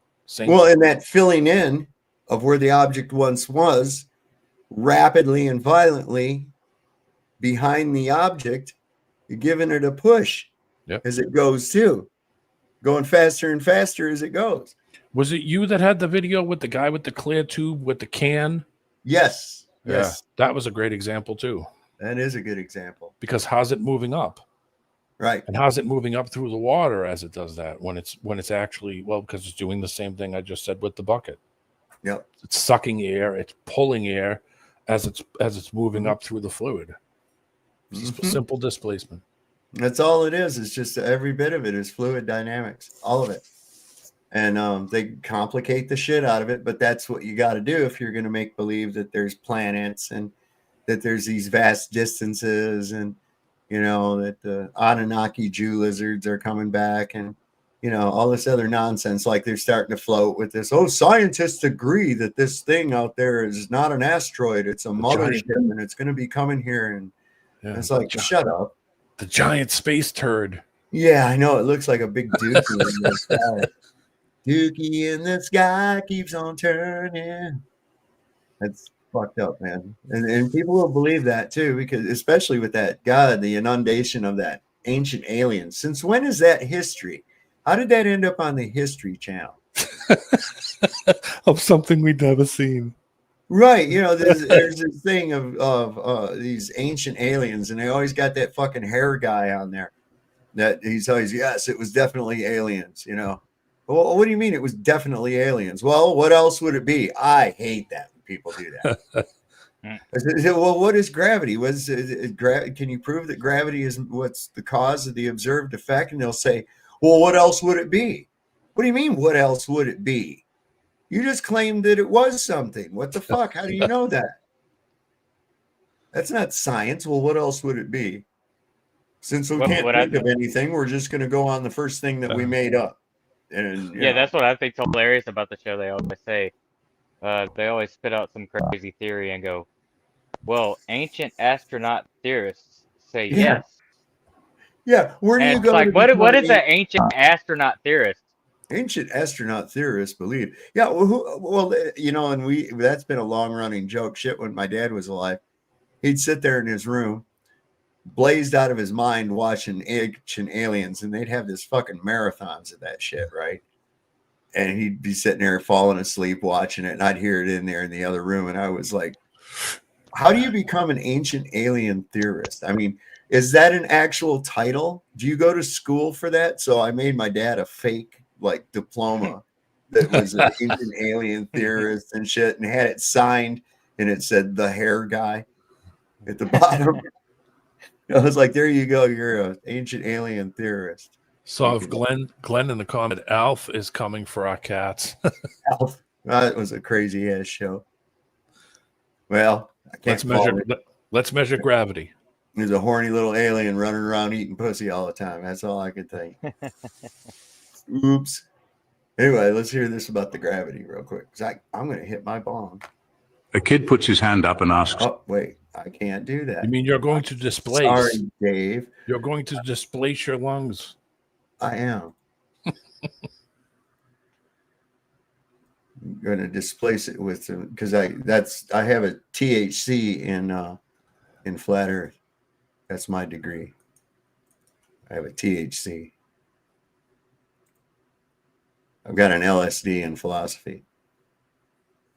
We got it. You all still hear me and everything? I can hear you. Okay, yeah. Cool. All right. A kid puts his hand up and asks, if gravity is invisible and unprovable, how do we actually measure it? The teacher sort of hesitates because honestly, the truth is what we call gravity has never been directly measured. Instruments don't see gravity, they just detect things like motion, acceleration, and pressure. Yet scientists confidently tell us they're measuring a gravitational pull. Strange, right? Now here's the thing, we all want to understand the force that supposedly keeps us stuck to this spinning ball. We're told it's the reason oceans curve, planes fly, and planets orbit. But if this magical force doesn't actually exist as a measurable substance, then what are they really detecting with their devices? Here's where the conflict comes in. The Cavendish experiment, the torsion balance, and modern gravimeters are always shown off as proof. But if you dig a bit deeper, you realize they're only showing the movement of weights and levers in response to density and buoyancy. Those results don't exactly scream gravity, they scream objects behave according to their density in a medium. Heavy things sink, light things rise. But instead of just admitting that, science wraps it all up in equations and calls it gravitational pull. Then comes the shift. What if we stop looking at all this through the lens of the globe model? On a flat, stationary Earth, no mysterious force is needed. Instruments don't measure gravity, they measure density, magnetism, pressure, and vibration. And suddenly, everyday life just makes sense without some mythical, invisible glue holding everything together. Think about it. When you drop a mic, does it fall because the Earth pulls it? Or because it's simply heavier than the air around it? When hot air balloons float, is gravity suddenly weaker, or are they just lighter than their surrounding medium? These examples expose a huge crack in the story we've been sold. And here's the result. Once you realize scientists aren't actually measuring gravity itself, but just rebranding the natural behavior of matter, you start to question everything. If one of the most certain forces in science is really just clever labeling, then what else have we been misled about? So here's my challenge to you. Don't just take my word for it, test it. Drop different objects in water. Watch helium balloons rise. Ask yourself, did an invisible force pull or push them, or did they simply follow the laws of density and buoyancy? And if this shook you even a little, then you need to stick around. Because once you pull on the thread of gravity, the entire globe unravels. Follow this page, because in the next videos, we'll dive into evidence so wild, you'll never look at the sky or the ground the same way again. This video is for entertainment purposes. I think that one was well said. On the money. I remember as a kid taking like the sand bucket and pushing it, trying to push it down in the water and realizing how hot it was to hold it under the water with that air trapped in the bottom of the bucket. Like how hot it was. I almost felt like you could sit on it. Oh yeah, I've done that where you take a beach ball, Yeah, and immerse it under the water and sit on it and try to stay balanced on it like that. But it's underwater and you're sitting up high up out of the water, and that thing will hold your whole body up. So ironically, the weight of whatever the water is in the bucket is supposedly pretty close, in like non-salinated water, like fresh water or whatever. Like, so if it's 10 kilograms of water, then it's like that's kind of how it goes. Well, it's the air pressure. It's the trapped pressure. It's the trapped air underneath the bucket. When you're trying to push it down, it becomes really hard. And the trick was that you just let it go and it would shoot up out of the water. Yeah, boy. Yeah. Well, here's the thing. Water is an interesting subject to deal with when it comes to that. Okay, so why does ice float? It's water, right? If a gallon of water, I think it weighs like close to 8.5 pounds. Okay, if you had a plastic jug and you fill it up with water, like a 1 gallon milk jug, it's about average.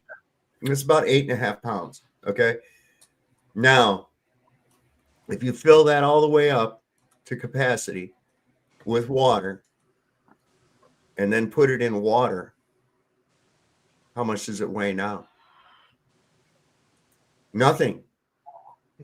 It'll stay wherever you put it in the water. That's it. Now, if you turn it to ice, why does ice float? Because that same volume of water expands, which now means that for the per volume compared to the medium, it is less dense. Because that same amount of water had to expand, which moved all of its particles and shit away from each other. So now the displacement ratio is different. It's out of equilibrium with the liquid water. Yeah, so it can float. Right. It's real simple shit, man. Oh, can I ask a question right quick? All right, with the newer Cavendish experiments, don't they use like gold and lead balls and they put them in a vacuum? And gold and lead are susceptible to electric currents like static and whatnot. So wouldn't that, in a free, like a vacuum chamber, it would make it easier for like an electrical charge to actually pull it closer to it and make it declinate on its own? I'm still trying to figure out how they're canceling out the gravity of Earth. Yeah, all they've got is unbalanced. All they have is unbalanced forces due to these things hanging. That's it. Mm-hmm. And even just a micron of out of balance to the fulcrum point is going to allow movement of that unbalanced force. It's not due to another object in there at all. Yeah. Objects don't move because of other objects. It's all medium dependent. Mm-hmm. So it's the Cavendish is one, it's not an experiment, and two, it doesn't prove anything conclusively at all. It's not even consistent. If it were consistent, it would have to work the same way consistently. Do it 10 times, it takes the same amount of time, and it goes the same distance. It has to do that every time, and in the same direction. I had one of these monkeys say that they had to do like over 150 and average them all out to get what they're actually looking for. Yeah, you can't do that. It's average because you're claiming gravity is a constant. Mm-hmm. That's right? not. And there again, it begs the question again of where does the energy to create this force come from? And most importantly, why does it never succumb to entropy? Why does it never run out? That's two big, huge physics violations right there. And they can't, that's the reason they had to bring in Einstein. Yeah, no. Phil is in the audience claiming that gravity meters actually could find minerals in mining. I could think that like the heavier minerals like gold would actually have more displacement in their environment, so it would be easier to detect those with a pressure gauge, right? You'd be able to tell where the denser masses are if you're mining, right? So maybe you have to have something that's penetrating the fucking crust of the earth. I don't think there's any gravimeter being used. A gravimeter is nothing more than a scale with a different method of quantification to it. And there again, what is weight? Weight is the relative density of an object within its surrounding medium. That's all. It's a quantification of that. It just pointed that out with the water. We put it in a state of perfect equilibrium with itself. We took a gallon jug of water, which weighs 8.5 pounds outside, and then we put it in water, and now it weighs nothing because it's the same density as its medium. As soon as we increase that density, it's going to fall to the ground. It's going to go farther. This is the thing. They say, well, everything falls to earth. No, it doesn't. You don't. You do till you hit the earth, but if I change the medium, you don't. When you're out in a lake swimming and it's 100 feet under to the bottom of the ground, you're literally flying over the earth at 100 feet off the ground because you changed your density ratio to the medium. That water's not the earth. The earth's down there on the bottom, at the bottom of the basin. So you're literally flying above the earth. We call it swimming, but we swim through the air all the time. Yeah, I think Christian's in there in the audience saying now weight is what did he say? Oh. Don't respond to sock accounts. Is Christian a sock account? Come on. Yeah, the last airbender. Who is this you're talking about? Nobody. I don't even see. I see Professor Phil. One day it's Charles Arnold. One day it's Christian. It's always something. Yeah. See, I haven't given out any shout outs here, I don't think, too. We got Autodidactic Girl here. We got Professor Phil Bell. Chilling is here with us tonight. We got Valley Parks. Good to see you, hon. We got I got you, Autodidactic Girl. Look at there. I'm Alzheimer Dave. Glenn Selch is here with us. Jason White. We got Chicago Cubby Bear. Hey, how about that? We got Roger Ledwell with us. We got Snowball. We got Roger the Dragon Slayer. We got Christian 4681. Who else we got? Dick Wayne. Anime Gematria. Locksmart's here. Marcy Chan. I see Spin. Kevin Butler. Man, we got all these people in here tonight. D-Man's in here. That bastard. Yeah, I missed it. Who's the person that's? I mean, if you've got something that you want to talk on about this, man, bring it on up. Come on up. Click the link. It's pinned in the description or in the chat, man. In fact, you read my mind, Father. I was going to say that. I'll put it in the chat right now. Again. Mm-hmm. Oh, you forgot Matthew Prince is here too. Oh yeah, Matt Prince is here too. What's up? No, I purposely left him out because you know what? Fuck him. No. Yeah, you only have to. Can I say one more piece about that? Is that you only have to prove to Saab you're not a robot. You don't have to be on camera. You just have to show Saab you look normal. That's all you want. Good luck with that. Yeah, there's Here I Am is here too. Yes, you are here. I am. That's pretty cool. There you is. You is you is, or is you ain't my baby? What? Jim Anus. You forgot Jim Anus. Oh, don't forget the Anus. Jim Anus. Jim Anus is here too. I call it anise. I say it anise, like the black licorice flavor. Oh, we don't need to be PC here. I'm just screwing with you, Jim. Yeah, I got something for you. I'm going to cover Craig's claim of radar that proves curvature. Is what he was. Radar? He's saying radar proves curvature. And he was a radar man on a submarine. No, which he I've heard a lot wasn't. about this. No, he There's wasn't no- a radar man. I thought he On a was a submarine? nuclear engineer on a submarine. I swear to God, did you not say it? What he did, was he like Rihanna? He got to do everything. He was like the what I was Navy saying, dude. commercial. He thinks he was the Navy commercial now. Yep. You know, He said, I'm his man." You know, I kind of. we had the be all you can be. That was our thing. That was the Be Army. all that you, yeah, man. And it was That like was the Army when I went. That was the slogan when I got in. Yeah. It's like, since I've joined the Army, I've learned the basic janitorial skills I need to survive in today's technographical society.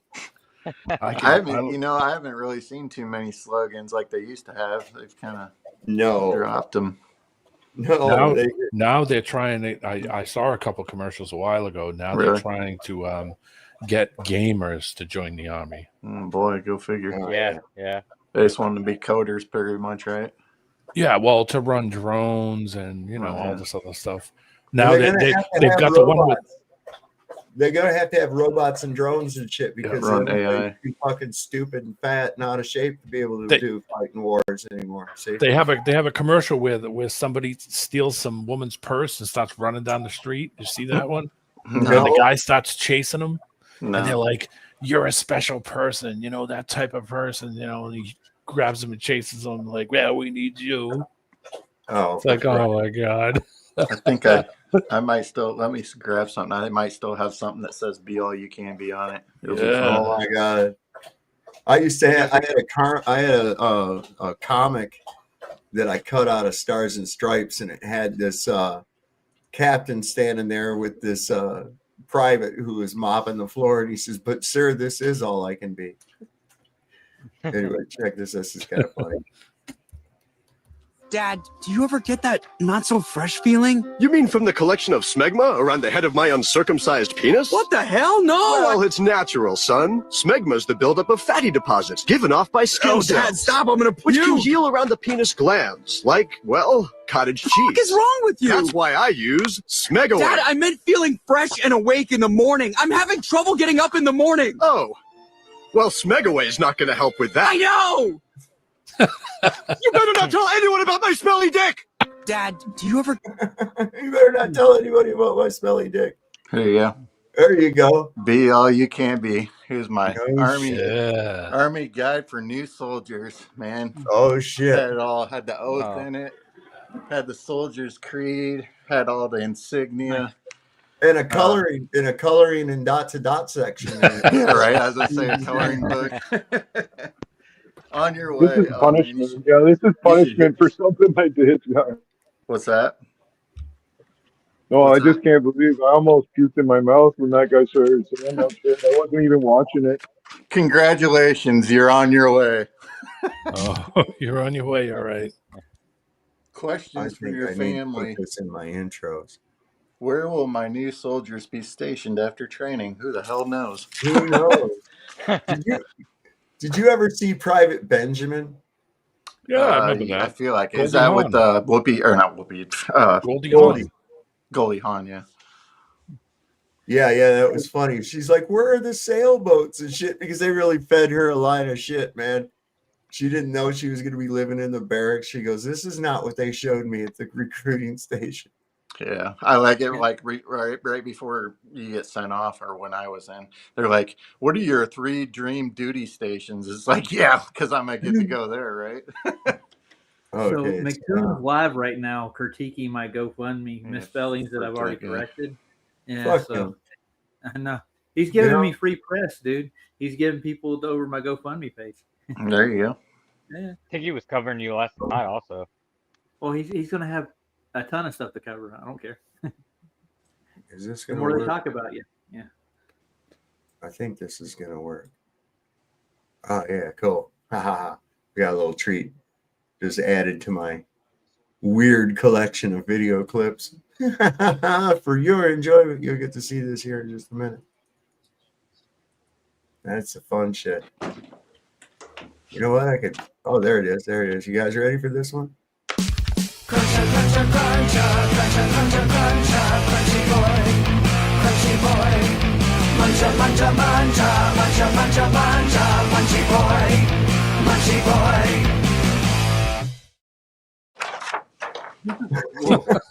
What did I just watch? What was, I know, that right? insignia? What was that insignia we were trying to find last night on Bloods? I bet it's on here.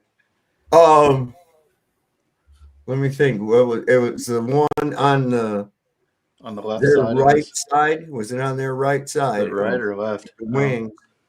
Well, to us it was on the left, but it was on the right side, and it was like some big ass wings. That's what it looked like. Trying to think. They've got Army astronaut device. Didn't know that was, didn't know that was a thing. Wow.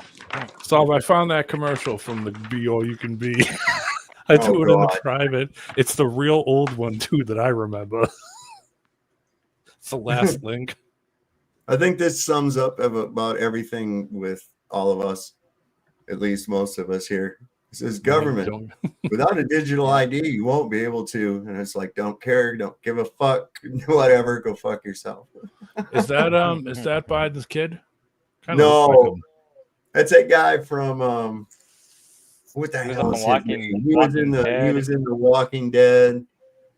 I've seen him in some other movies too. He's not a bad actor, but he doesn't really have a wide range of acting ability. He always kind of like plays the same sullen character, you know. I don't know. It's like what? Oh my God, Norman Reedus, that guy. Now listen, you guys, a lot of you guys were around here on Sav, on this channel when I posed that question. And this was about a couple of years ago, actually. It's like, what are they doing with all the bodies? And then we started to speculate it being in a McDonald's. And this shit is off the chain now. Look at this meme that I ran across, man. Because there aren't enough cows for McDonald's to sell 6.5 million hamburgers a day. There are not enough cemeteries in America for 352,000 human deaths a minute. McCrispy. Dude, I'm like, because I started like, where are they putting all the fucking bodies at? Where are they burying all the people at? And then you start hearing about them finding human DNA in the fast food. Somebody found a kid's tooth in their hamburger or some shit. Well, that explains how the McRib keeps coming back. Yeah, where'd all them homeless people they cleaned up go to? Right? 6 million pizzas. 6 million pizzas. There you go, man. It's actually really weird. I've been seeing a bunch of McDonald's shut down around here. Whoa. Not good. Well, it's too expensive. Shut down. $30 for a dinner. Yeah. I don't think anybody's going there anymore. I ain't ate fast food in years. I don't even care. Neither have I. I had Wendy's last week, but it was minimal. Wendy's used to be good. That used to be like one of my favorites, but then I don't know, they went downhill. Yeah, same here. My brother actually worked at Wendy's back. Oh man, it was probably like 20 years ago. Back when he was a teenager, and he was telling me. He said, they used to get the fresh meat every day. They were like fresh, non-frozen meat shipped in every day. He said, like one day they just switched and went to frozen meat, but they never changed their slogan. You remember when they had the buffet? Remember Wendy's buffet? Oh yeah, Pizza Hut. Yeah. And Pizza Hut had the buffet too. Yeah. Pizza Hut. Wendy's had a decent buffet for what it was. We had one Pizza Hut up here. One. That's it. And the place, every time I went, that place was bombed. It was full every time. Get the red cups. Oh yeah, Cubby. It reminds me. You ever go to Shakey's? Yeah. Oh no, Shakey's. No, I went to Shoney's. No, Shakey's is a pizza place. No, I've never been to that. If you get a chance, if you're ever in town, huh? If you're in town, Chicago, go by and find the Shakey's. Shakey's. They're good. Shakey's. Are they shaky?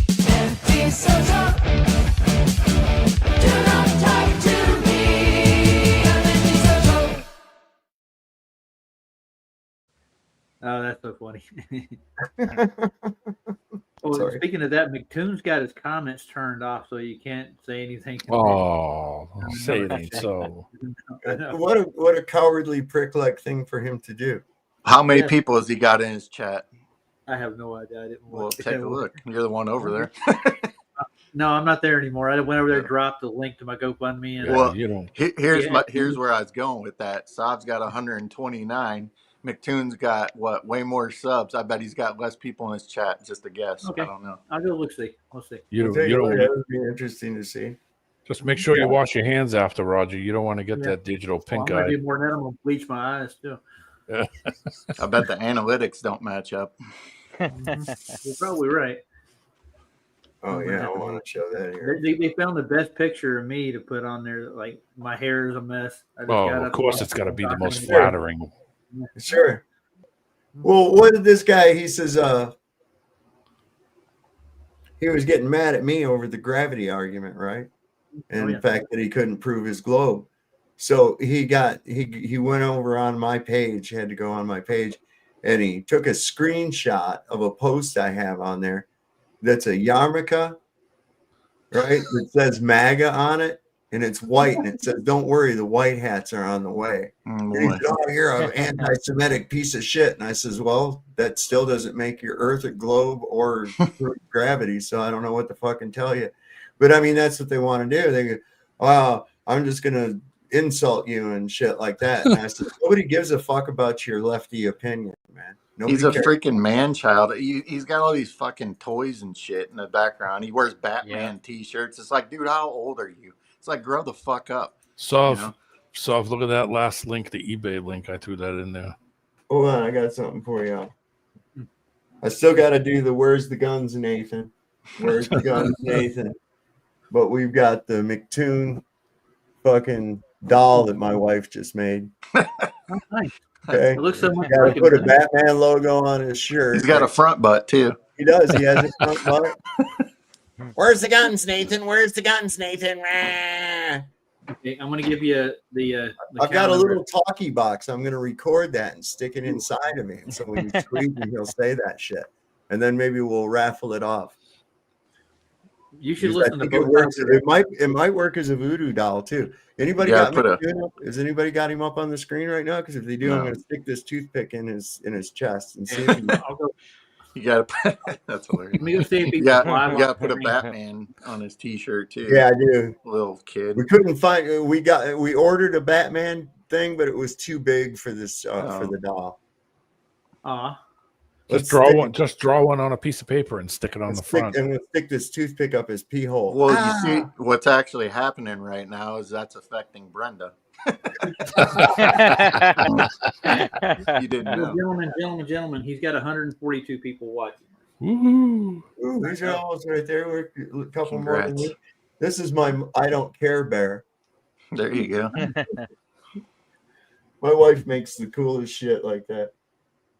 Well, we did that. She made another doll. I don't know if you've ever heard of this guy. He was an auditor. His name was Chili DeCastro. He's an obnoxious idiot. Well, we made one of those dolls of him and put a little talk box in it that had him on one of his rants.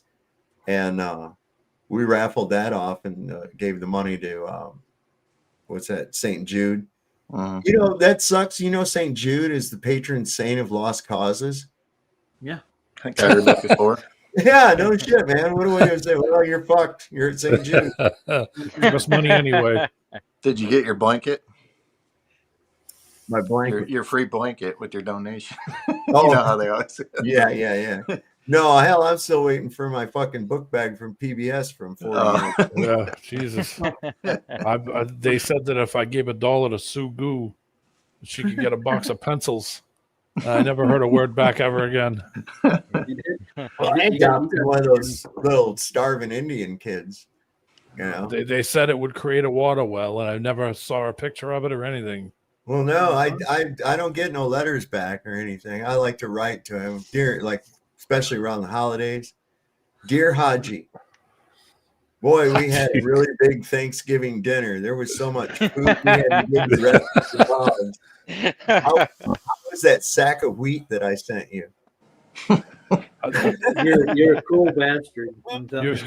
You're writing the Johnny Quest side. Yeah, he is. He's writing the sidekick. That's what I was about to say. Hey, Haji, where's Bandit? Where's Bandit? Yeah, right. He ate Bandit. They're eating the dogs. Name my first dog after that. Check out that last link, the eBay link. What do we got? One more question, gentlemen. If you went down and did an experiment and you had proof of something so big that you couldn't be refuted, yeah, why would you carry on for a year and a half doing a PR campaign to smear everybody else that's asking questions? Yeah. Great question. Yeah, I'm just saying, just throw it out there. Been bugging me for a while. Yeah, it almost looks like a Curtis Sweela hat. Yeah. Like a angel. With the angels of yeah. Yeah, the guardian angels. Guardian angels, yeah. Damn. That's a kippa. See, they got all these little hats, none of which are designed for work. You notice that? None of their hats are designed for labor at all. That hat is not going to protect you from a falling cinder block. No, it's in case you need to eat a bowl of cereal before work. Yeah, it's not made for being outside. It doesn't have a brim to keep the sun out or anything else like that. That's an inside hat. Okay, that's just what I'm going to say. Remember that time when they were forced to do physical labor and they claimed it killed them? That was crazy. Oh, really? It's just missing the little propeller on top. I know. It's like a Dorco hat or something like that. You're being antiseptic. Stop being antiseptic. Oh, I hope so. So, you guys hear the latest? Mike Johnson. Okay. He said that Trump. Now he's saying that Trump was actually part of the FBI. He said Trump was working with the FBI to infiltrate the Epstein's orbit while simultaneously partying with him for years, appearing in dozens of photos and getting named by multiple supervisors. I mean, this is crazy. They want you to believe this shit. That now Donald Trump, now it's not a hoax, and Donald Trump was working for the FBI. Donald Trump, secret agent. You listen to this shit. Saying that what Epstein did is a hoax. It's a terrible, unspeakable evil. He believes that himself. When he first heard the rumor, he kicked him out of Mar-a-Lago. He was an FBI informant to try to take this stuff down. The president knows. Has great sympathy for the women who suffered these unspeakable harm. It's detestable to him. He and I have spoken about this as recently as 24 hours ago, and he's not saying. Wow. They are so backpedaling. Damage control. I don't like those guys, but I think that was AI, honestly. No, I've seen it from multiple sources about that. Huh. Yeah. I thought it was a little sketch. So, have you ever seen those Hebrew hats that they wear that actually have hair on the outside of them? And they it looks like a go-kart tire. Yeah, it looks like a chewed up go-kart tire. Yes, it does. Yes, What do you wear those for? What is that? What purpose does that serve? That's to stop a cinder block from falling on your head. Okay. I don't know. All I can say is it's not designed for work. I heard one of the young Jewish men that bought one. He said they paid like $4,000 for the thing. Like you paid $4,000. Yeah. Like what? Jesus. Don't they have one with? It's lined with the finest foreskins.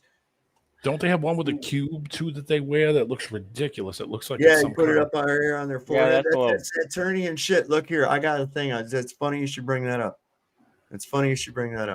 Plato referred to Saturn as Helios, the sun god. Satanism is Saturnism. Satanists worship the goat. The god himself is a symbol of Saturn because this planet is enthroned in Capricorn, whose emblem is a goat. And you see them on Beyonce, Lady Gaga, Baroness Philippine de Rothschild. This is called the magic square of Saturn, 666. This is the sigil of Saturn, the most obvious symbol of Freemasonry. Balmoral, the Scottish home of the royal family, the sigil of Saturn. This is an ancient symbol of Saturn. They then took it and put it on their fiefdom of Israel, the symbol of the Soviet Union, the symbol of Saturn, the hammer and the sickle. This is a permanent hexagon in the North Pole of Saturn. He's also the six-pointed star, and he's also the cube. The Kaaba is a symbol of Saturn. The black cube that Jewish people put on their third eye as part of their ritual is Saturn. So all these symbols are all representations of the frequency of Saturn. That's the matrix that's playing us.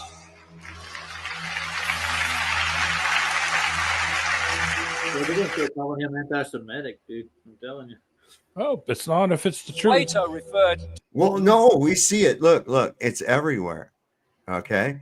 Now that hexagon right? If you look at a cube from its corner, what shape are you looking at now? A hexagon. Yeah. Stop sign. Okay. If I unfold a cube, what shape do I get? Square. Yeah, cross. Cross. What do you mean if you unfold it? Yeah, if you unfold it, if you unfold a cube, you'll end up with a cross. Huh. Fold up the sides, and now you have a cube again. And it's a black cube. Why is it black? Because there's a dead guy hanging on it. You get it? They're all in the same cult. That's why I don't trust any of these 501c3 Schofield Bible fucking people. I don't in those churches. I'm like, no, you are the false prophets, man. Yeah, and that's why I don't even like to call myself I don't like to even claim like a religion. I just like to call myself a believer. Right. You know, because I read the scriptures, I interpret it for myself, and I see all the bullshit that's being like pushed out there. Well, before the Greek moniker of Christian, they referred to themselves as disciples of the Nazarene. Yeah. Okay. That's a different thing altogether. And if you look at the Eastern Christians as opposed to Western Christians, wow, it's like difference of night and day, 100%. Because a lot of Eastern Christians, they still follow a lot of the Hebrew traditions. Well, a lot of them have their own Sharia. Well, no, Eastern, just like Islam has Sharia, like a lot of Christians, I'm talking about Christians in the Middle East at least. They have their own Sharia law. I'm talking about the Eastern Orthodox, like I'm talking about the people in Europe. The Orthodox, okay. Yeah, like Russian Christians are like completely different. Oh yeah, completely. Like Brother Nathaniel. Right, Brother Nathaniel is a good, and see, that's the thing. They have a pope, but I think the first time was in 2012, or not long ago, somewhere not too long ago, when there was all these people going to fucking Antarctica. It was the first time that the two popes had actually spoken in like 500 years because of that divide. There's a big divide, huge. But the thing is, you start looking at that, and I look at that too, is this. Doesn't it explicitly say that you're not supposed to have any graven images? You're not supposed to indulge in idolatry? And what the fuck are you wearing crosses and stars of Moloch and shit like that for? That's idolatry. That's a graven image. You're not supposed to have that. So I don't understand. And think about this. What if the method of execution on Jesus had been like in this century and they like gave him lethal injection? Would everybody start wearing little hypodermic needles around their necks? I have a great meme. It's got Jesus up in heaven with some guy, and he's looking at him going, "What the fuck about my story makes you think I like crosses?" You know, and that's a fair thing. Jesus, why would anybody even? It's terrible. You got the meme handy? I would like to look at it. I'll have to dig it out for you. It's probably I've had it. I have a huge collection that I haven't even sorted out, but I'll find it for you. For a little bit. If you do find it, just email it to me. I will. Yeah, I'm gonna go get a couple things done before I do a stream later. All right, Roger. Are you doing a stream tonight too? Cool. It's be at like 11 or so, my time. I don't. You'll be off by then. Hopefully you'll be. How is it that you and Keith and PJ draw so many of these trolls, and I don't? What's going on? I have no idea, man. I don't get it. I really don't. I'm not asking for it. They just come. How do I keep? How is it? I don't know, man. It's really weird. We get very few. Yeah, I noticed that. He's got one in there now, but I mean that's one out of what, probably 100. Comparably.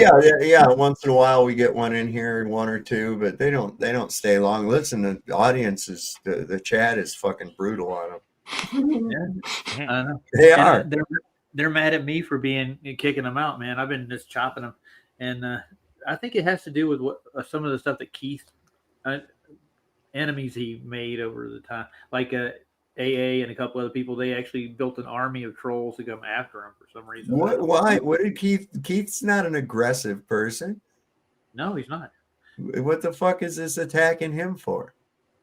I have no. They've been doing that since I got in here, man. Yeah, that's why I say he gets really a lot of them, man. I see him all in the chat and everything, and I'm like, what the fuck is with these guys? You know, they take time out of their day every day to be over on that show so they can just be idiots. It just cracks me up. I don't know, man. I don't get it, but I mean, obviously, it's like drawing moss to a flame. They know something's working over here, so that's why they're coming after it. You know, it's the only analogy I can come up with on top of my head. I think it's because he talks about Jesus a lot, and they really trip out. Listen, these demons trip the fuck out about that. They don't like the frequency of that word, not one bit. I did a reading of Psalms 38. Michael Kahn's going to put it on his show, on his channel. So I did a oral reading. Psalms 38. Remind me, what's that start with? Psalms 38? Or yeah. Let's see. Yeah, I just read it like a million times. Oh Lord is what it starts off with. It's one of David's Psalms. It's about him pleading with the Lord to take the burden of his sins off of him, and how the Lord's arrows stick into him, and he laments a lot in this one. It's and at the end he's praying for his enemies to fail, basically.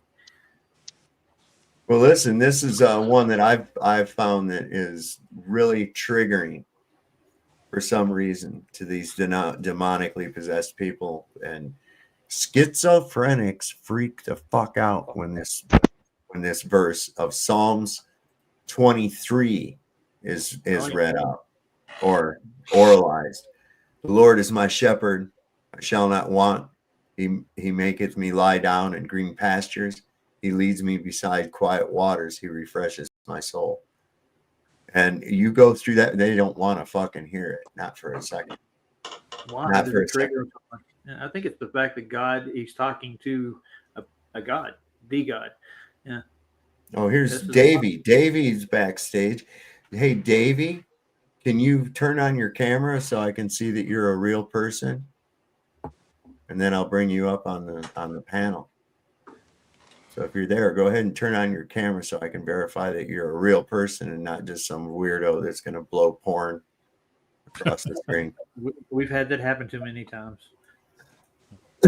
As soon as I see your camera come on and you respond to me on camera backstage, it doesn't mean I'm going to bring you up on camera. You don't have to be up on make them wave or something too. I just want you to come on camera backstage, and then I'll tell you something to do, and then we'll bring you up. Like, jump on one foot and rub your belly and your head at the same time. Do the hokey pokey and turn yourself around. People are talking about my GoFundMe in chat. I'm going to stick it in there. You can read it for yourself. You can look at it. I've corrected all the grammar in it. Oh, there you go. There you go.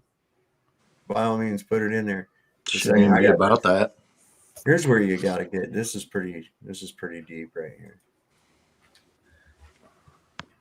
What does that man standing there look like? What did you think of when you first saw that? This image right here. I thought of the picture with the different hands. I looked at it and immediately thought of the uterus. That's but this was a man. what I thought. I was right? going to say that. I just didn't want to say it. Well, listen, when I first saw it, I thought that's what it was. Oh, no, it's a person standing there. Well, with the ovaries over there. You know what I'm saying? Yeah. There's one there, and there's one there over on the left and the right where the hands are at, the fallopian tube. And then you see, I mean, it's very. Is that the line of energies that the Indians, the points of energy on the body? It's your meridian. Yeah. It's your meridian. Yeah. Hey, Saab, can I read my GoFundMe out for? Don't you have a wrench? Don't you? Yeah, you have a wrench. Can you put it I'll get it for you. I'll get it for you. I already got it in chat, but they want to hear me read the first line out loud. How bad it is. All right, go ahead. It says going out to Antarctica and live streaming for 24 hours. What's so bad about that? to see if the sun truly is above the horizon for 24 hours. Sorry, kind of got that backwards. I'm on a live stream for 24 hours to see if the sun is truly above the horizon. The trip will put to rest once and for all the debate between science and pseudoscience claims. Is it sounding bad yet? I'm just wondering where it sounds bad. I don't know why. You know what? Why would who did somebody say it sounded bad? Yeah, one of the guys in chat was saying it. Christian. Well, who cares what they say? That dude's like a Let stock me ask you account. something. Are you happy with it? Yeah, I am. All right, then What fuck do him. Yeah. All right, we'll do that. I won't do that first. Well, not literally, but yeah. You know what I Yeah, mean? don't actually do it. Who gives a rat's ass what some fucking joker in the chat has to say about something? Fuck them. Good attitude. I like that. Yeah. That's how you got to be, man. That's how you got to be. So what do you guys think? I mean, that wasn't worded bad at all. No, there's nothing wrong with it. Straight to the point. Sorry, go ahead, D-Man. I was just going to say it's straight to the point. Yeah. And even still, who cares if there's grammar errors or not? That's not what it's about. So, Right. It doesn't matter. It's the purpose of what you're doing. So, if they don't like it, like Sav said, go fuck yourself. Yeah, that's the way I look at it. I'm not about to let another person guide or influence like that. I'm not one of these trained SEALs. And that's what they spent all that time with school doing, is training you to follow the herd. And that's one of the techniques to get you back in with the herd. See, you're going to ridicule you and give you bullshit and say this ain't good enough. And it's like, well, then fuck you. Kick rocks. Who cares what you think? Yeah. Plus, I've been reading Psalms 38 like 8 times a day. And PJ's been recording it for me as I've been reading it. It's fun. Yeah. You know that you're going to have a big audience, so you're a little nervous when you start reading or the Bible out loud for thousands of people to listen to. Yeah. You got to get yourself like I got. You get that 1611 replica. Oh, yeah. It's got the old English. Yeah, that's what I was having a problem with originally, was just the regular King James, and it's there's some of those words will trip you up because you're not used to reading them. I don't read them every day. Well, not King James. Well, when you consider the letters and start considering them as the pictographs that they are, it starts to really come alive. Like a story. Yeah, it tells the story within the letters. Nice. It tells the story of creation right in the first part of Genesis. The first letter of each verse tells the story. The way it's drawn, it tells the story. You got to think every letter is a pictogram, like an E. That's a line with three lines showing direction, right? And think about words that even start with that. Energy is coming out, right? Entrance, exit, a direction, going somewhere. Other letters like the D is usually indicative of a passageway. That's why P is like a D. It's like a passageway, like a doorway. A door starts with the D, right? The A shows the higher mind. It's like a cap pyramid almost, but it represents the higher mind. An H, there's your two vertical lines connected together with another. What sound does it make? It's right. The breath of life from one to another, from God to man.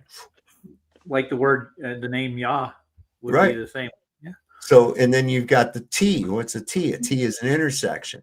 It's a change in direction. Okay. So let's put all those letters that I just told you about together and form the word death.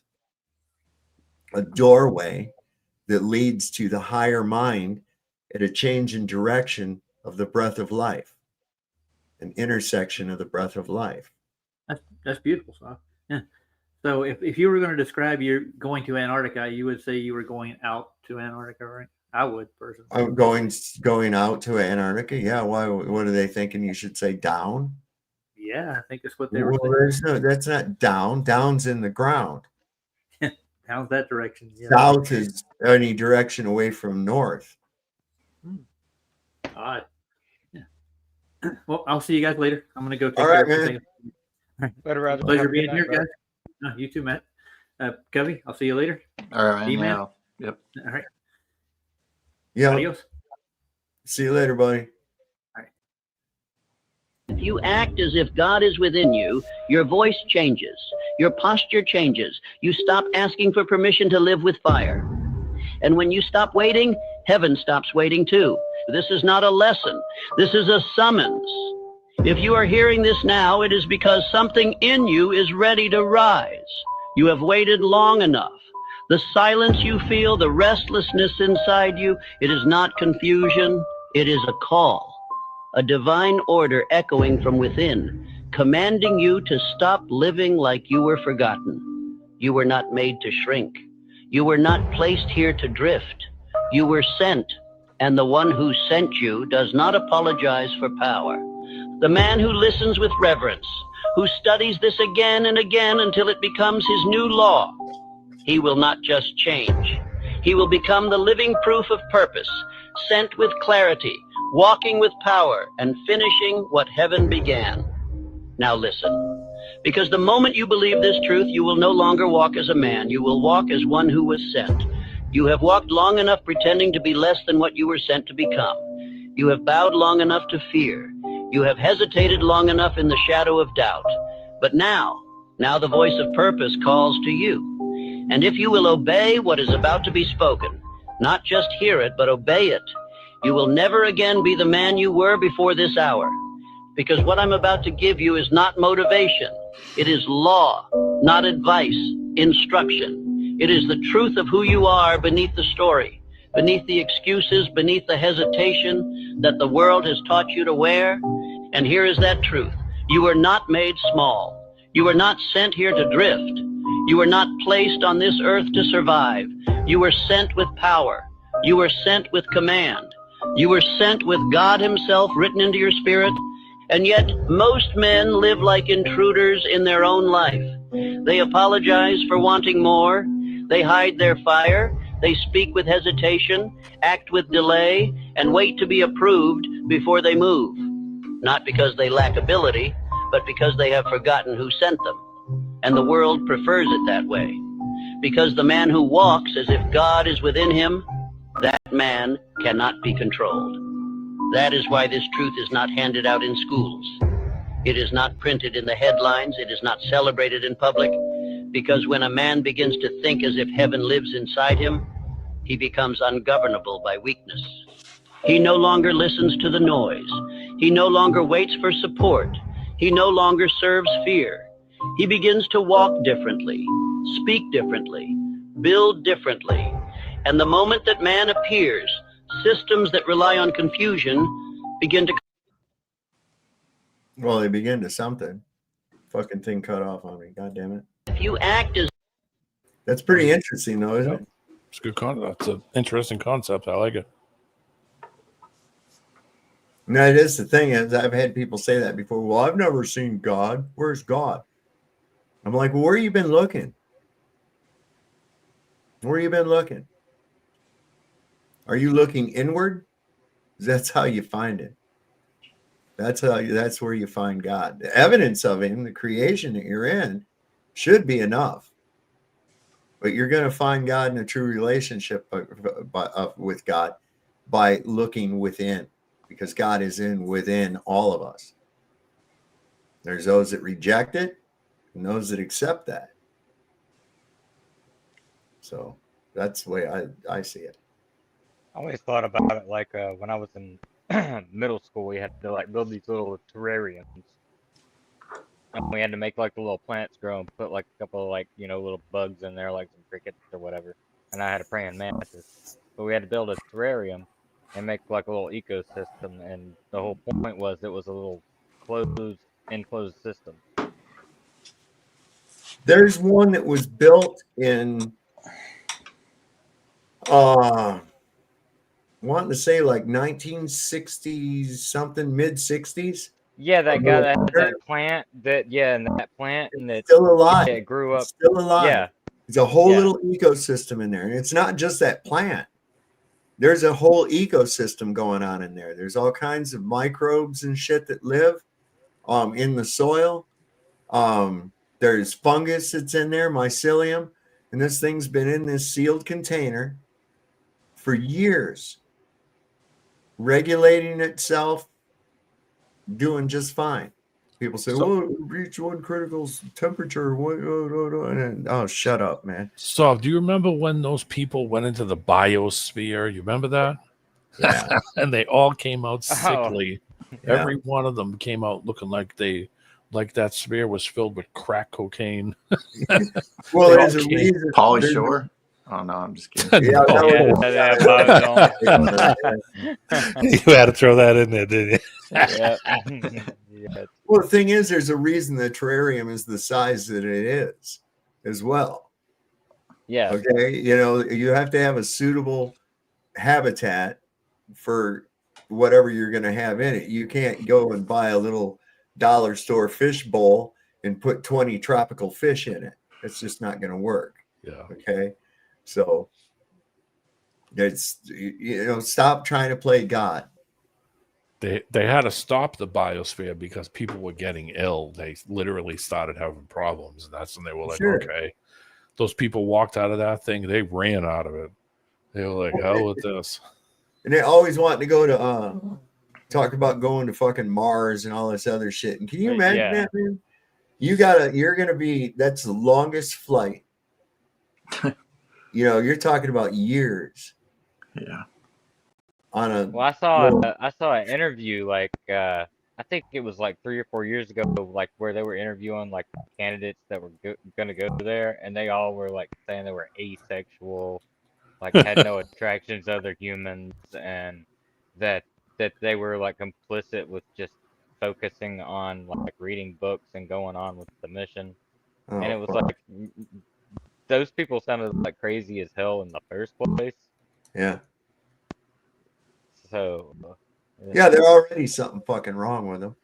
I mean, if that was even realistic, I mean, you're giving up the rest of your life. You're never coming back. Yeah, you're not coming back. You're not going to talk to anybody ever again here. None of that business. If you go by what they say, What do they do if you die in space? Well, they just shoot your ass. They have a special little coffin that they shoot you out into with the Genesis project. And oh wait, that was Star Trek. Never mind. Yeah, like Spock, come back. Spock. You get vacuumed up by the maid. Yeah, right. You back out. It's just they just push you in the toilet. Yeah, I mean, you're not going. Nobody's going. Nobody's going to go to space. That's a fictitious place. There's no balls of terra firma, and even if there were, and they're not, and they're supposedly all hostile, all very hostile, right? Places to go. I mean, you really want to see what it's like to live in a hostile environment? Go live in Death Valley for a little bit. You see what it takes, okay? And without those modern conveniences, man, it's hell. Okay, it can be complete hell if you don't know what to do. Yep. Would any of these people be willing to go and spend the rest of their life down at Badwater fucking Death Valley? You sure as hell ain't gonna want to be on Mars, I can tell you that. They're gonna go crazy. They're gonna go nuts. You're gonna get, after you're cooped up, and it's not like you're going out and exploring the planet. And if you even did, what is there to even explore? You're gonna go freaking nuts. Look at people they send off in the military.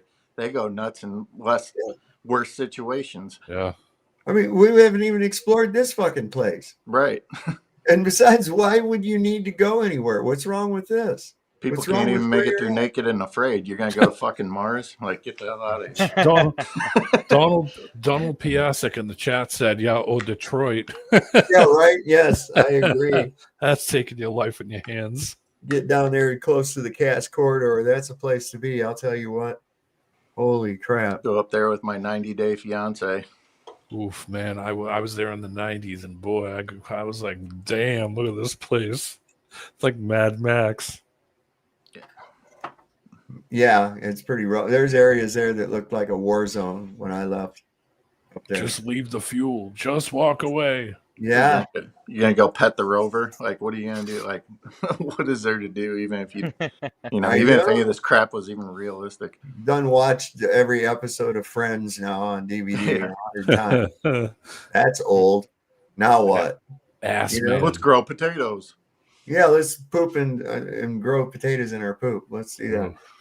That, What listen, if one of them goes crazy? What if one of them starts going wacky, starts whacking people how in do the you head? handle that situation? Well, didn't they have just recently? Didn't they have some guy who was running around raping all the women and shit down there in Antarctica? Yeah, Scott's whatever it is. Yeah, there was a Scott Station or whatever. Oh, I'm gonna look that up.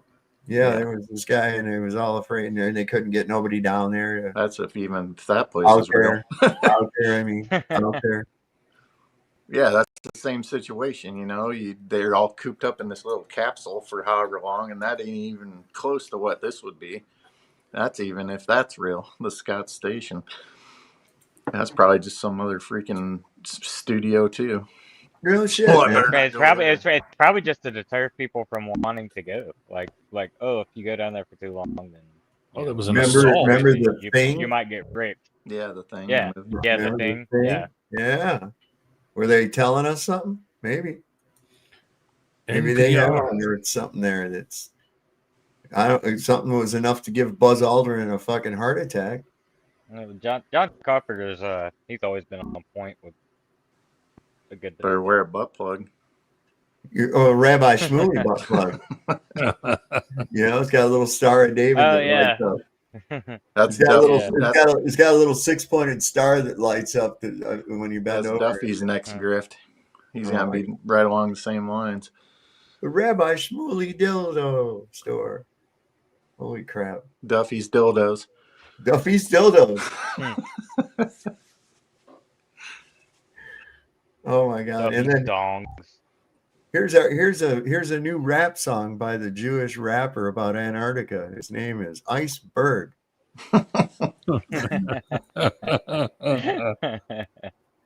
Good God. Let's check this out. This looks pretty good. It's in gray. No, it's not. Is it the gray period? Look at here. Why is that like that? When did everything go to color? Yeah, right. No shit. God, we're in trouble. I never wanted you to know this. While most people live trapped in the third dimension, chasing money, status, and approval, as a small group has already learned to operate in a state where time and space are no longer barriers. You, without realizing it, already tap into this frequency from time to time, but you have been conditioned to ignore it. This knowledge has circulated in restricted circles for decades, used to accumulate power, shape events, and attract opportunities. Meanwhile, you have been trained to believe that everything depends on struggle, sacrifice, and waiting. Every day, trapped in that logic is another day, and your energy feeds systems that survive on your distraction. Now, there is a chance to break this pattern and access the real mechanism of reality creation, the one that turns intention into event and desire into fact. But this window will not remain open forever. Those who do not adjust their frequency now will remain stuck in the old machine. The decision is in front of you.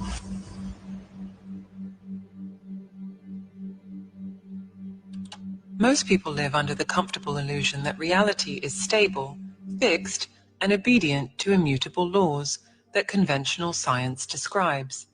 But this is only a partial narrative, carefully shaped to keep attention locked on what is visible and measurable. Behind the solid appearance of things, there is a dynamic vibrational field where consciousness and energy intertwine. And it is there that the true architecture of human experience is designed. What we call the physical world is nothing more than one layer of a much broader spectrum of existence. Quietly, a portion of humanity already operates beyond it, even without realizing it. The transition underway is not political, nor is it technological in the superficial sense. It is a mutation in the very way of perceiving and interacting with reality, the passage from the third to the fifth dimension. This is not about moving to another planet or crossing celestial portals, although some traditions use that symbolic language. It is a leap in the quality of consciousness, a shift in the vibrational state that radically changes how events, relationships, and circumstances manifest. The fifth dimension is not a separate territory in space. It coexists right now in the same place you are, just like multiple radio frequencies coexist in the air. What changes is the tuning. While the third dimension is dominated by the perception of separation, effort, and the linearity of time, the fifth is based on interconnection, flow, and simultaneity. This means that the job you imagine, the house you visualize, and the relationship you desire do not need to be pursued as distant targets. They already exist, waiting only for your frequency to align so they can collapse into your field of experience. Does that make sense to you? I've been trying to align. I was going to throw a joke, but I'm not going to. Yeah, it does. Never wanted you to. Yeah, I mean, look, it's like I think that's true. When you focus on shit, it's like I'm like focused on. I really would like to have that Jeep Gladiator, right? And I've been focused on that, you know, like, man, every time I see one. But the thing is I'm attracting those things now. It's really crazy because I see them all the time now. Yeah, I see them a lot too. It's like, why are there coming out so many of these fucking things? I'm going to end up with one, you know, and I truly believe that, you know. Try to manifest it. Well, I mean, it's just something will come about, the opportunity or the ability to be able to get one is going to present itself.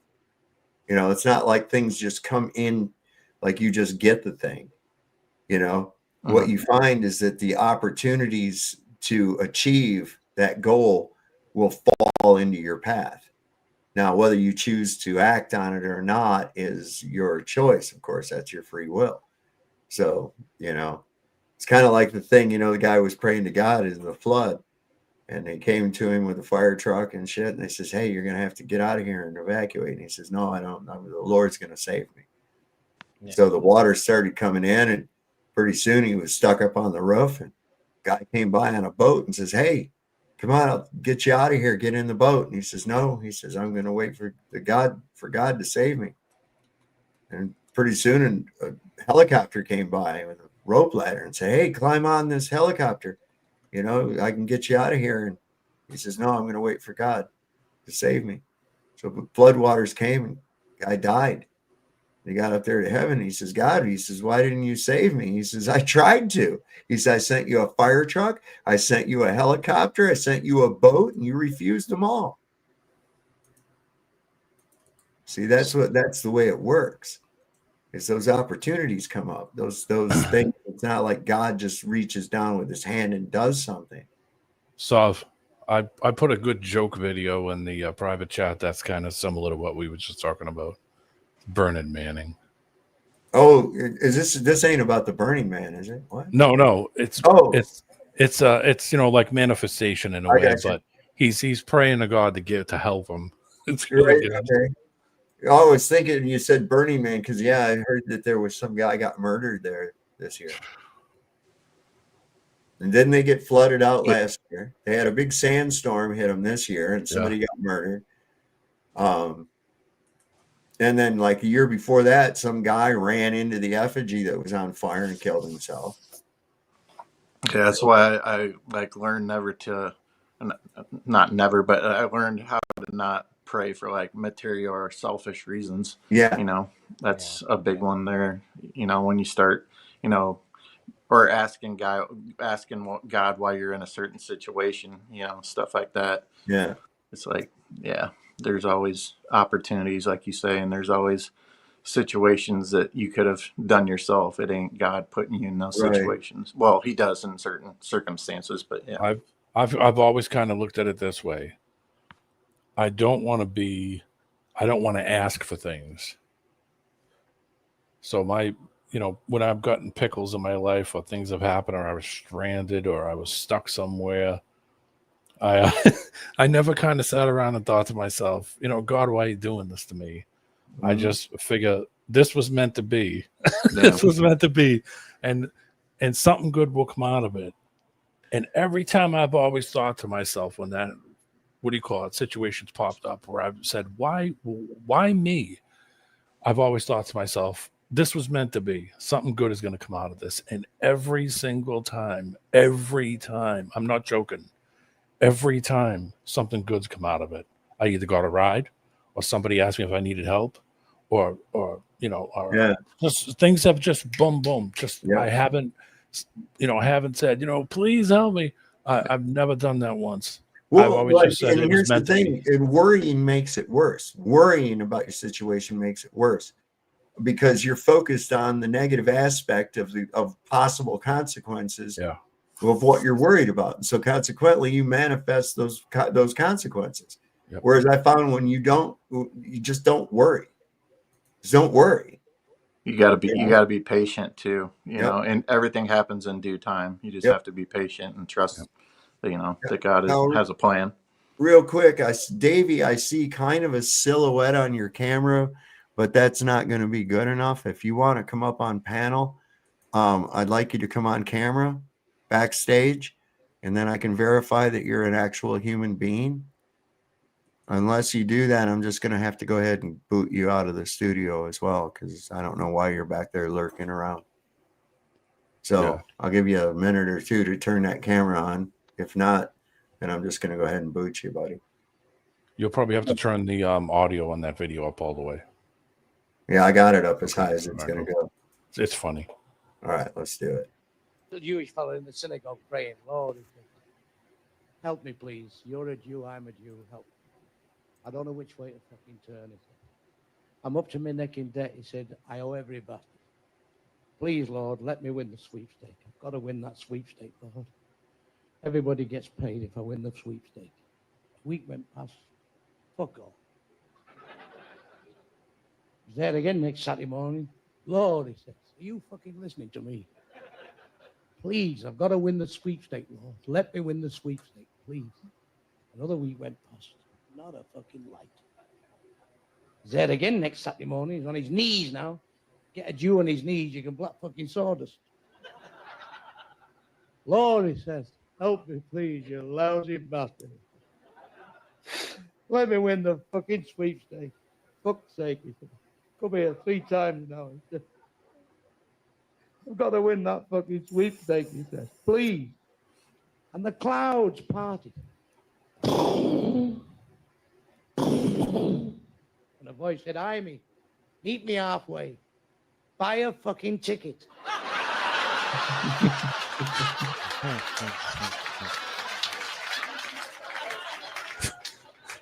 You're learning all the time. You're learning all the time. Buy a ticket. He was wanting to win the sweepstakes and hadn't even bought a ticket. That's about how it's done. They haven't put in the work, but they want to get everything. You know, I've never asked why me or asked for anything, but when I was in pickles, I've always said to myself, "Oh, this is for a reason. This happened for a reason." And I never tried to blame myself on this. Like I didn't, I overlooked something. But whenever that would happen, something would always pop up. Someone would ask me if I needed help, or I could call somebody and they say, yeah, stay in my place. Something would always come up and it would get me out of whatever situation I was in. I never, ever, said, oh, I'll just call, bail somebody. I never did that. It always got myself out of it. I don't know how. I don't know how. Like I could be just chance, or it could just be positive thinking that I didn't, make things worse by thinking bad stuff. This Christian, I wanted to ask him. He said that autodidactic girl doesn't understand the globe model. Which one? Which globe model for what problem? You guys don't have a single model. You have different models for all the different shit. That's the one thing, because you've never shown a model. You show parts of it and say that it's all one thing, but you've never shown one single working model. And something none of you have ever done is to reconcile the physical impossibilities incorporated in your globe Earth belief. Oh, yeah. And they're There's a lot of them. Physical impossibilities, basic physical impossibilities that you just gloss right over. You're sitting here looking for curve, never once thinking about how am I even alive to look at the curve? Where's this air coming from? How come I can breathe? What the fuck is going on there? Yeah, you don't see any. And what would give anybody a reason to think that Earth was anything other than what they observe? What would make anybody think it wasn't what you see?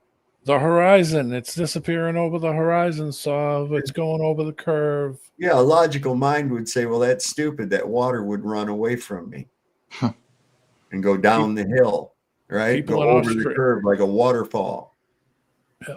People in Australia are standing upside down and flying upside down and boating upside down and screwing upside down and sleeping upside down. Because we're magnetic or some shit. Yeah, well, gravity's 360 degrees. It's pushing against the Earth. So the molten magnetic core. I love that molten magnetic core. That's, come on. Go ahead and heat up a magnet and see what happens. Yeah, melt it and see if it's magnetic anymore. You just heat it up real good. You'll see it lose the magnetics all right away. As soon as it gets hot.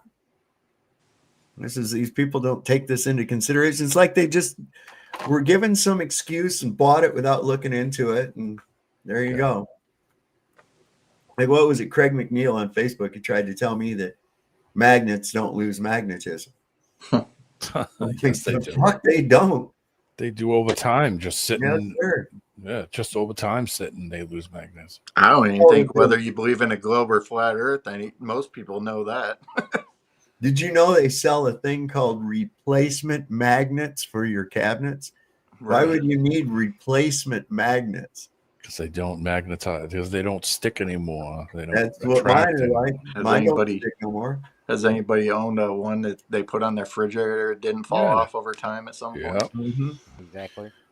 When I had RC cars back in the day, as the motors would run, you'd have to rebuild them after a while, and after a while, the magnets would lose their magnetism. Mm-hmm. So I bought a magnet zapper. You'd have to take the bell off.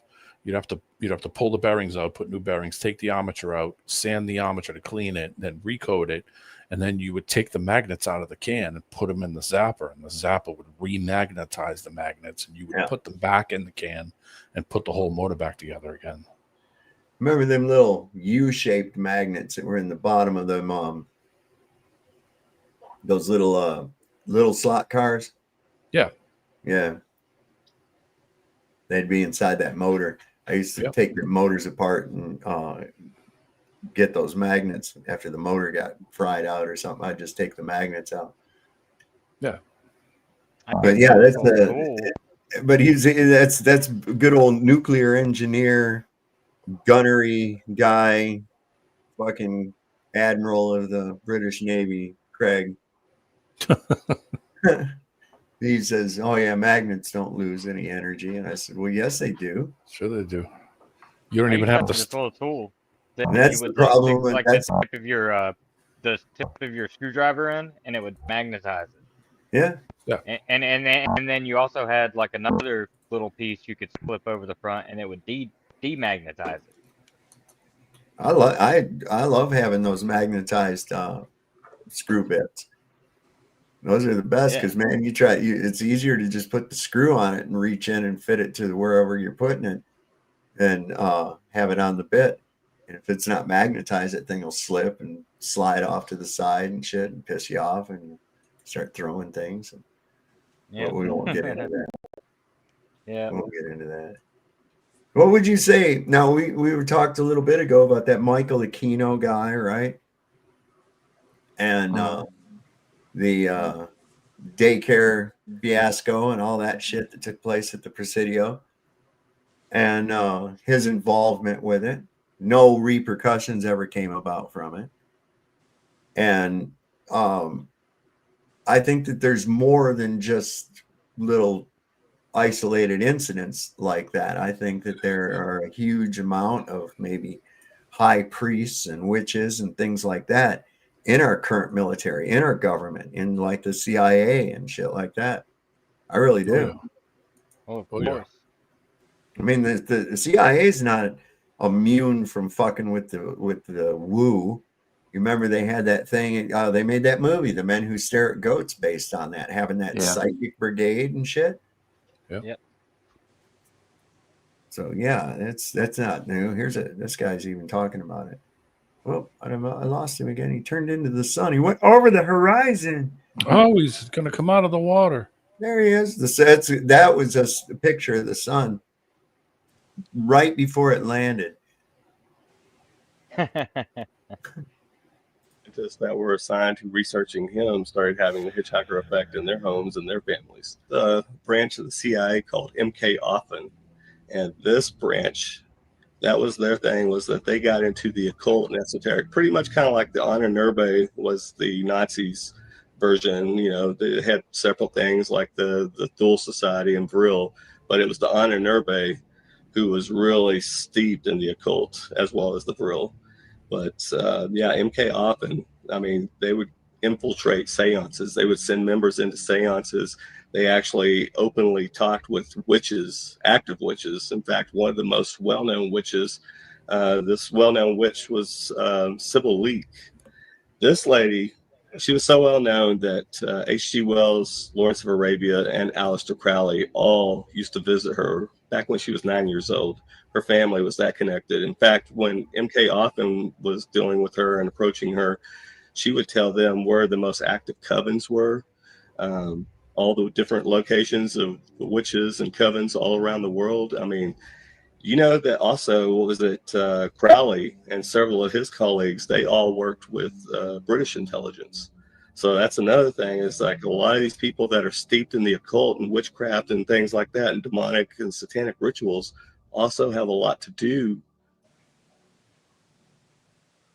with spies and spy agencies. That she witnessed satanic rituals going on out at military bases. And she said that a lot of the people that are mixed up in naval intelligence, not all of them, but a lot of them, are mixed up with the OTO, the Ordo Templi Orientis. There was programming. They use military bases because they won't have any interference when they have someone on a military base. And a lot of my programming took place on military bases. I would like to talk about the fact that there are rituals done at the military bases also, and that rituals are not a cover.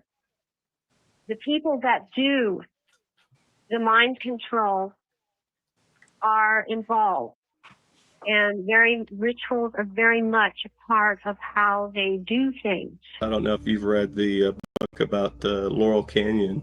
Have you read any of that stuff and looked into it? Oh man, yeah, the whole hippie movement. And I touched a little bit on this because people like Timothy Leary, who was big on promoting LSD and things like that, this was all part of the CIA and their MKUltra, as well as MKUltra and all that. In fact, this goes all the way back to Edgewood Arsenal. And they needed a giant pool of test subjects. So they were using the American public as guinea pigs. They've been dealing with they've been initiating satanic rituals at all levels of government because they are trying to tap into these things. They want to make contact. It's no different than John Dee back when he was the person that worked for Queen Elizabeth. Yeah. And even like the symbology that's in scientists that were assigned to street layouts of Washington, D.C. That pentagram is not finished, which is actually purposeful to allow the entrance and transference of demonic energies. It's not bound. Because I used to think, well, that's not quite finished. And then I started looking into it, and that's what an unfinished pentagram is. It's a free doorway back and forth. It's not bound, whereas a full pentagram is. A lot of people got mentally ill real quick when they took LSD. Some people didn't know they weren't taking LSD, and they were taking STP. Yeah, that's oil, isn't it? Yeah, it used to be an oil treatment, but there was a thing in the 60s where there was this super powerful LSD stuff called STP. And a lot of people that took it thought they were just taking a hit of acid, and they got instantly mentally ill. They became Stone Temple Pilots. Yeah. Yeah. Don't take the brown acid. Yeah, don't take it's bad.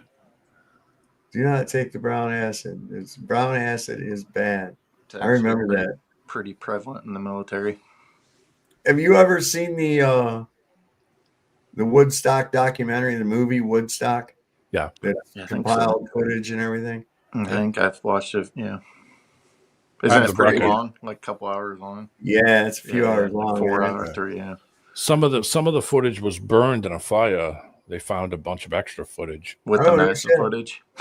Yeah, the one with mountain, a bunch of mountains performance was burned, and they found a bunch of film. They took pieces out of it. They were able to take pieces out of it and restore it. Leslie Weston Mountain. This is, I don't know about this guy. Ross Bennett. This is kind of, he seems to be quite animated. Talking about demons, not just Epstein. The reason for all these sick people do sick things to children is because they are under compulsion and participating in ritual ceremonies to gain more power and influence through deep sin. That's another corroboration of something I've found out as well. So that's another source in the same bucket. Wow. Do you know what the Jeffrey Epstein pedophile blackmail rings is really about? That's not all it is. It's not just people are into kids, dude.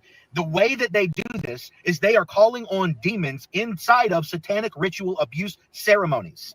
And the way that you get power, which all of them have done, that's why they have power. You cannot believe in the Force if you want, but all of the Sith guys, they're all using the red lightsabers and learning how to do weird stuff and sacrificing chickens and people and all kinds of stuff in order to gain power. And guess what? They have the power. So whether you want to believe in the power of the Force and whether God's real or not, that's on you. But I'm telling you, these blackmail operations are not just blackmail operations. They are ritual abuse ceremonies. And these people at the top of these, all of the institutes where you get your news, where you get your movies, where you get your shows, where you get your music, where you get your food, everywhere, they're all connected in these secret societies. And the reason they're secret is because the way that they gain power is to sin. And you can't sin normally. They have to sin at an egregious rate. It usually involves sacrifice, and there's different ways of sacrificing. Why do you think all the most famous people's kids are all trans? Why do you think a lot of people who made it in the world before they had their big break, one of their parents died or their brother died or somebody died in their family? There is something in this where you have to essentially reach into something with deep affection that you deeply love, and you have to kill it. You have to sacrifice it in order to sin enough to get access to these next levels. And so that has to be kept secret because normal people that figure out that you are traumatizing people in order to control them later, which I'm going to explain in a second, would be shocked. When you traumatically abuse somebody, their psyche, their brain, when they can't escape the traumatic abuse, partitions, it divides. It breaks into a different category of themselves. And so these people program people after abuse. There's stories of these 6-year-olds where the grandparents who are in these elite circles who tie their family bloodline, whether it's true or not, they believe it's true, they tie their family bloodline for thousands of years to Nephilim, or demons that mated with people, in their opinion, right, and had babies. And so they believe they have special power, and they've been doing this for thousands of years. And they'll do abuse after abuse, after ritual, after sin, all for the purpose of gaining more power and influence and sinning deeper and creating a seed, a child that can handle more demonic power. I know this sounds crazy, but look around and it makes sense.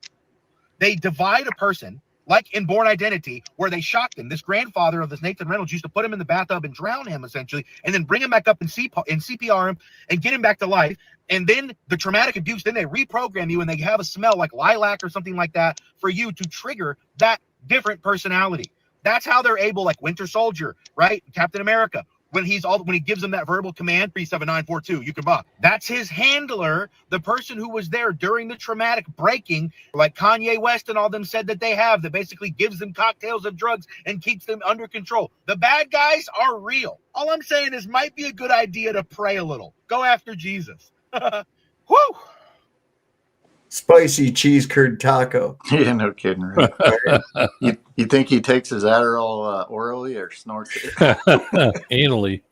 Oh, geez. But I mean, kind of like that, that trigger phrase, having like a trigger. What's phrase. the frequency, Kenneth?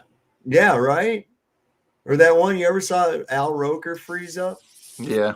That, I'm sure everybody's seen that. But there's Do you know what the few instances where people just kind of lock down into what the fuck ever, like into some kind of a trance of some kind. Oh, I had found this too. I'm glad I found this. I got to download this too. This is we've talked about this on 9/11. They found the engine to the right at the World Trade Center. They found one of the jet engines. It's not even the right fucking engine. It's not even the right engine. Is it next to the passport? Yeah. Somebody just dropped this shit off there. Watch this. Everybody's got to keep moving. Everybody's got to keep moving, please. The only other thing that was found was the engine on Murray Street, and the engine on Murray Street has been identified as either a CFM56. CFM stands for Senecma, or the CF6, which was a 767 engine, which was developed out of the CFM 56.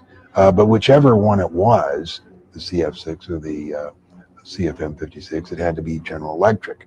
And unfortunately, or fortunately, United Airlines used strictly Pratt & Whitney. So that engine that you see flying off, and that engine they say is from 175, isn't from 175, because the guys whose job was to dump it off there, dumped off the wrong engine. Why don't they show where it hit the ground and then landed there? Yeah, well, it's bad enough that it's not even where did it come from. Certainly not the aircraft that hit. Somebody dumped it off, right? Because the aircraft that supposedly hit was Pratt Whitney engines, and this is a General Electric. See, this is the shit. They always fuck up they always fuck it up. They always fuck it up. They can't ever get it right. Yeah, like the missile that hit the Pentagon. Well, they probably know a good majority of people are going to fall for it is the thing. I shouldn't say a good majority, but there's going to be a lot of people who fall for it. Well, listen, what do you think about this shit down in Venezuela? Well, I said earlier, I think that it's just opens a whole new can of worms for any country to do what they want, pop shot anybody. Yeah. I mean, that boat that they were using is a fast boat. Right. That isn't something that a traditional person would use, especially with quad 250 horse motors. That's made to go fast. Yeah. It's not made for fishing. How much drugs did they seize? Zero. There wasn't going to be any left. Right. So we don't know anything. Yeah, we just don't know that they blew somebody out of the water. Yeah.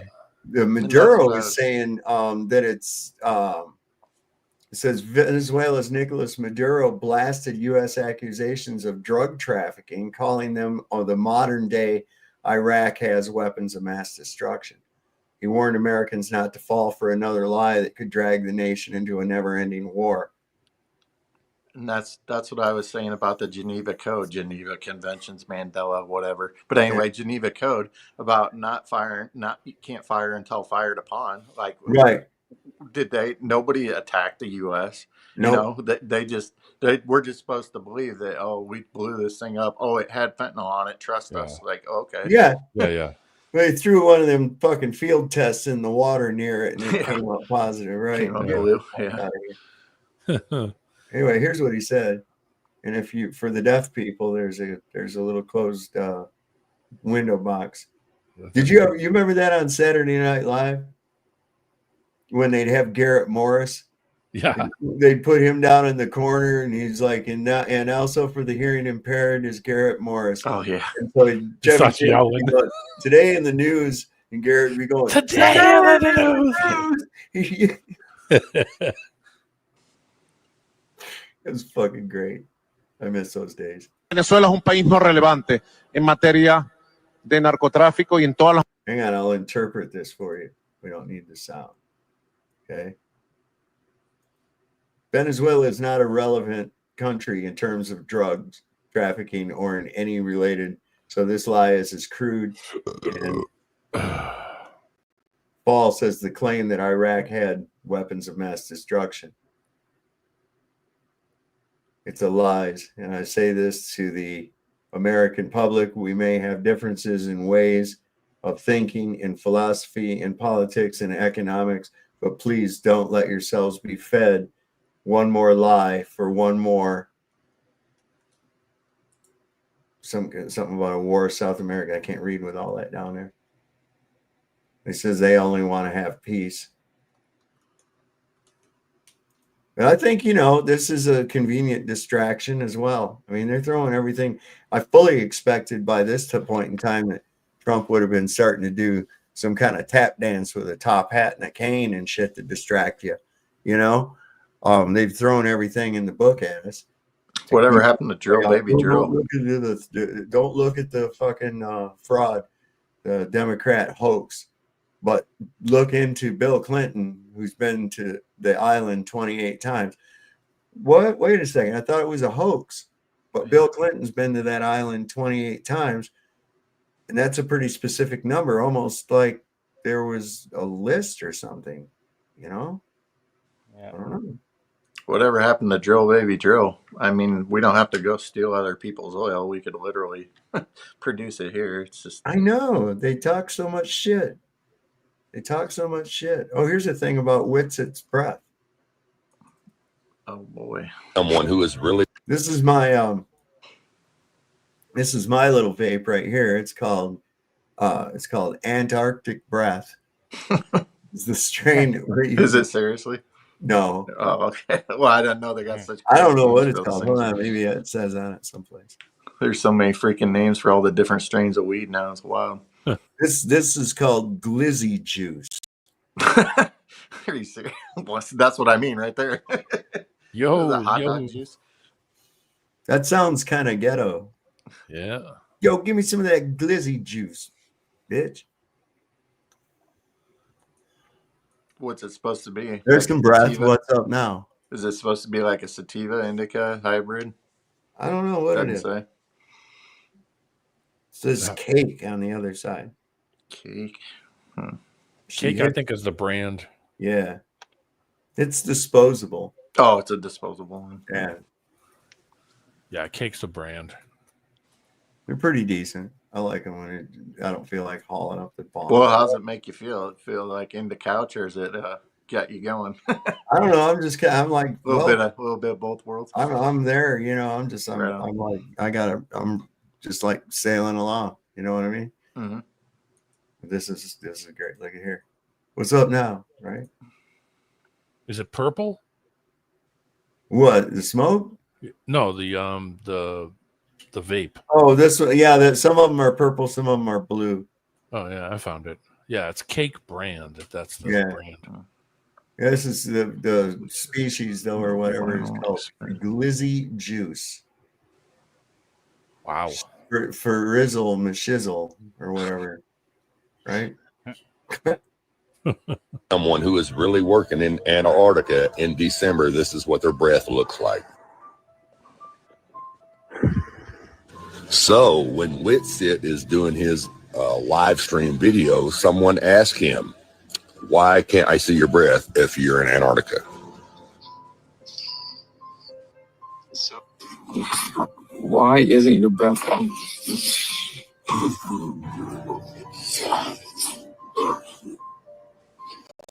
That's funny. That was that breath. It sounds like you're in a... Right before I started the stream, I tested it, so I knew you guys were going to say that. My breath was like super foggy earlier, but it's not really foggy right now.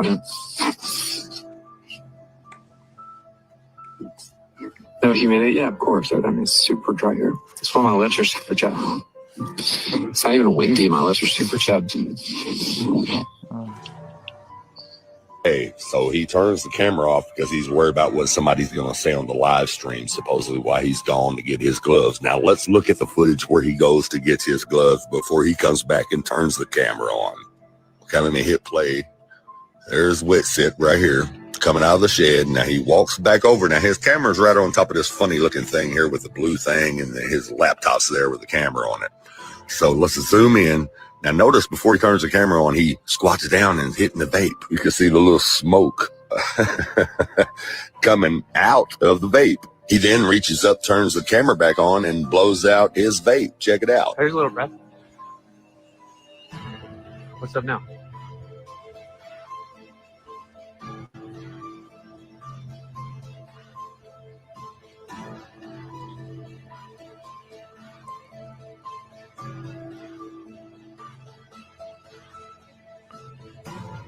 What's up now? Now, when a liar is being a liar, they're very sarcastic about it. That's why he says, "What's up now?" What's up now? Now, notice you can only see his breath on that one exhale. That's because it was a vape. Look, there's nothing coming out of his mouth because all of the vape's gone out. Oops. Yeah. Where's the guns, Nathan? You stupid dummy. Someone who. I don't know, man. All them smarts. And he goes and does something that dumb. I know. But you know, that makes you wonder. Not really. Yep. Not really. No, I just meant as far as being what people consider smart. It's, if you think about it, he just kind of like popped up out of nowhere. Yeah. You know? Yeah. I remember he got a lot of he was getting a lot of attention because he was going around and he'd go to these public places with a mic and a PA, and he'd be just talking like on the street saying that the earth is flat and you know, all this shit, right? And he actually got arrested or something at Mount Rushmore. And then you see where he started doing all this, teaming up with people and doing all these debates and all this other shit coming about from it. Bob Nodell brought him on to Globebusters. Yeah. He was taking the InfoWars approach. Kind of. A little bit. Kind of. So, you know, it's like it was kind of like for Flat Earth, his rise was kind of meteoric. You know, but there again, when the people need a hero, we shall provide it.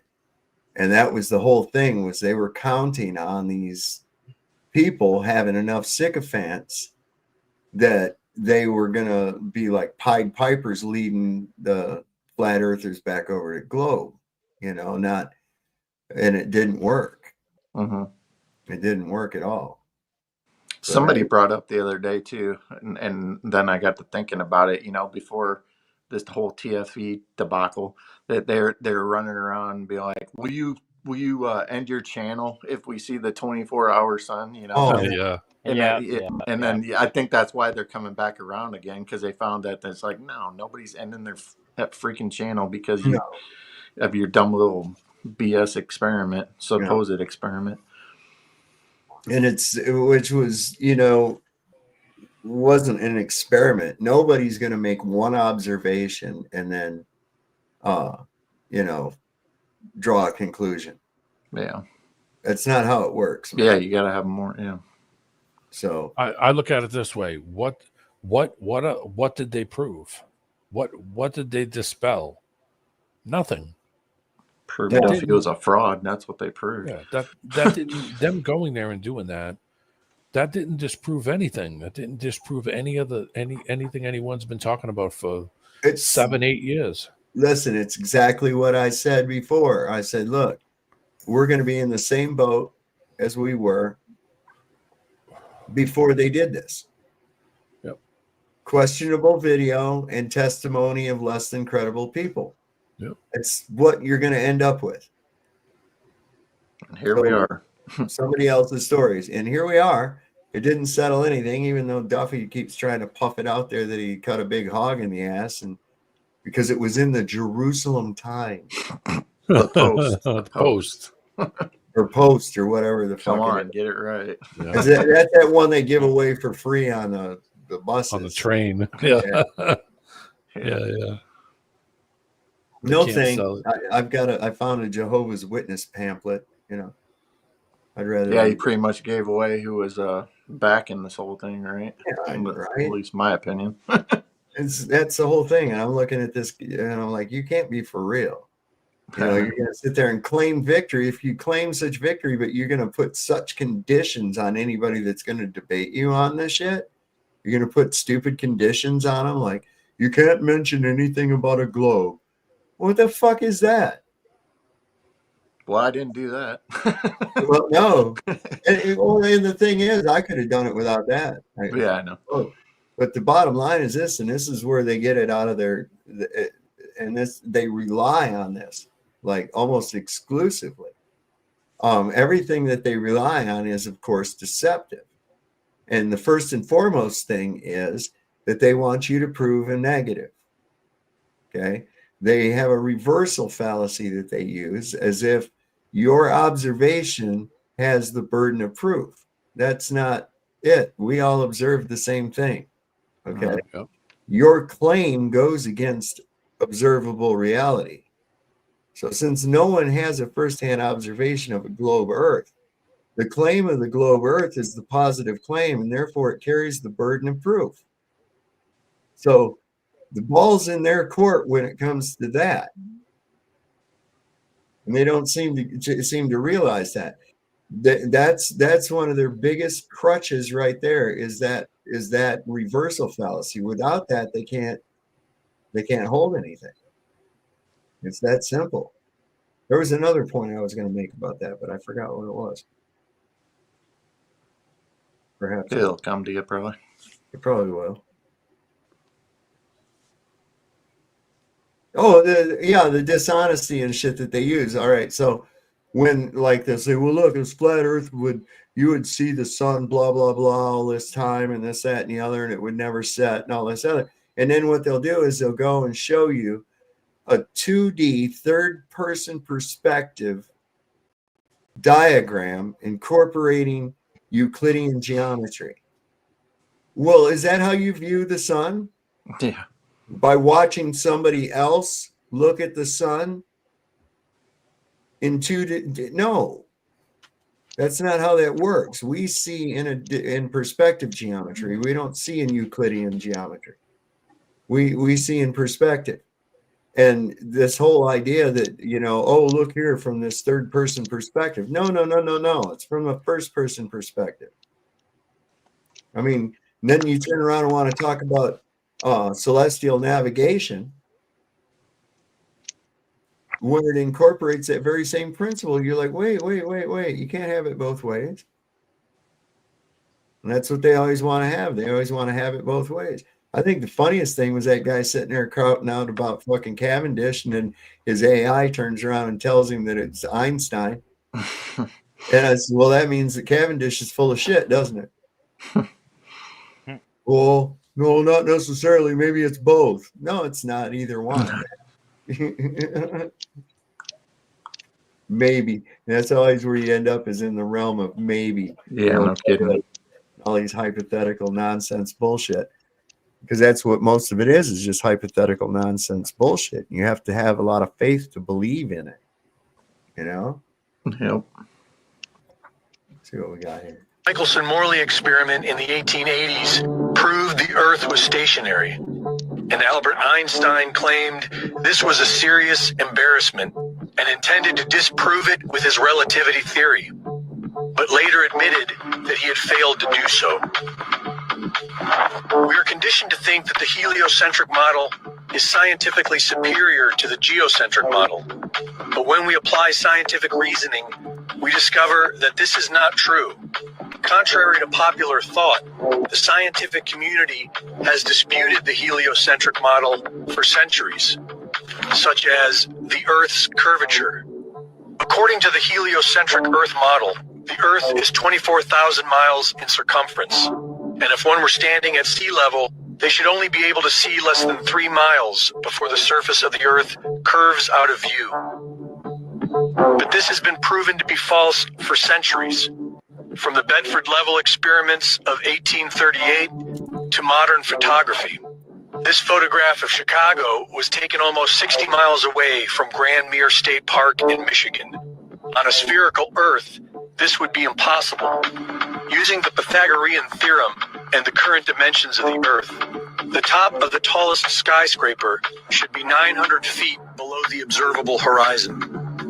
Local news explained this anomaly by claiming the image was a mirage. And what you're seeing here is a mirage. We typically would not be able to see this for the Lake Michigan shore. We talked about this last night. Conditions are right on the lake that we're actually seeing a mirage.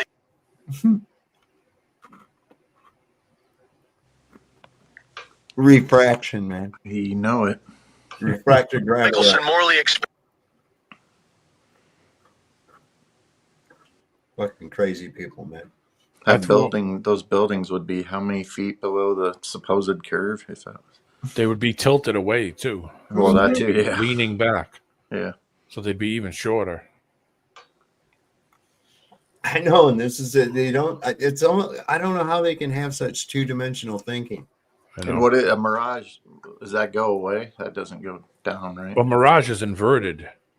Yeah, so right. Yeah, I know that. It would be under it. It would be if they were looking at that, the mirage would actually be facing towards them, so it would be underneath it and pointed at them. So you'd be seeing it on. It would be inverted. It would be like it was mirrored, but mirrored so that the tops of the buildings would be pointed at you. So that's not a mirage. No, that's always their excuse for everything. And that's like when they were talking on Flatzoids today about, he says, well, the sun doesn't change angular size, even though you due to perspective when it goes away from you on a flat earth. And I goes, well, wait a minute. Are you, when you're on a globe earth and the earth is tilting away, it's turning away from the sun when you're looking at a sunset, right? Yeah. I said, so you're still moving away from it. And he said, yeah. And I says, why doesn't it change size? He goes, because it's big and far away. And I said, well, how big and how far away? What constitutes far away and what constitutes big? At what point does far away become near? Exactly. See, they don't know. They don't know. And I did that thing where I moved all the way back to the other side of the room, this lighter. And when I was up here by the camera, I said, now look, I'm going to do the same movement. I've got this thing just inches from my eye. Don't use any of my body parts for a reference. Just look at the lighter. And then I move it closer. You see how it got bigger? It changed size as it got closer to you. Now, when I move back there to the back of the room and I do that, you don't see any change in the lighter. And I use the same distance that I went like that. I said, so if something is already far enough away within the size that it is, which I just proved it didn't have to be very far at all. I said, so you have the same effect. What constitutes, at what point does that effect not happen with the sun? And in order to know that, you're going to have to know how big it is and how far away it is. And you don't know either one of those things. So that's the only way you're ever going to figure that shit out. My friend said, oh, how could you prove that? I said, well, I'll go to Dollar Tree and spend $6 and I'll go buy some string and I'll take some posts and I'll just go and nail them. I'll just go and take the posts and I'll just go put them in the ground and I'll run the string. I'll staple it on the top so they're nice and tight. I'll make it so it's a nice straight line. I said, and we'll walk away. We'll stand right here, right by the end of it, and you'll see how the string angles down. And he just looked at me like I had, like I had a shit hanging out of my nose, because his mind couldn't wrap it around that. And that's the reason you're seeing that. It's the reason you're seeing that angle. I said it's that simple. It's that simple. Things are going away from you. They're becoming smaller. And it gets to the point where you can't see it anymore. It becomes it becomes too small for your eye to figure out. Can't resolve it. Yeah, you can't. I said it's the same thing with the light. I said I could take a flashlight and hold it, and tie it to my shoulder and just keep walking away from you at nighttime. Mm-hmm. Eventually, you're not going to see it anymore. Eventually, you're not going to see the light. It's still on, and it's still there, and it's still emitting light. It's just here's an interesting thing. I can take like 5 square lights, right? And set them up at a distance from you. And from that distance, it will look like one round light. I've seen that with trains before. Oh yeah. I've seen it too. Like you see a round light coming down the tracks and shit, but then when it gets closer, you look. Yeah. There are a bunch of rectangular lights on the side and across the top and shit. Yeah, and the tracks are going to look like a V. You know. Yeah. They're going to converge. It's going to look like they're actually touching at some point. Yeah. Like, I couldn't understand how he couldn't comprehend what I was telling him, and I just realized that some people just don't have it in their brain to understand what they're looking at or how their eyes work to understand it. So I told him, listen, why don't you go and just spend 10 to 15 minutes and go figure out how your eyes work?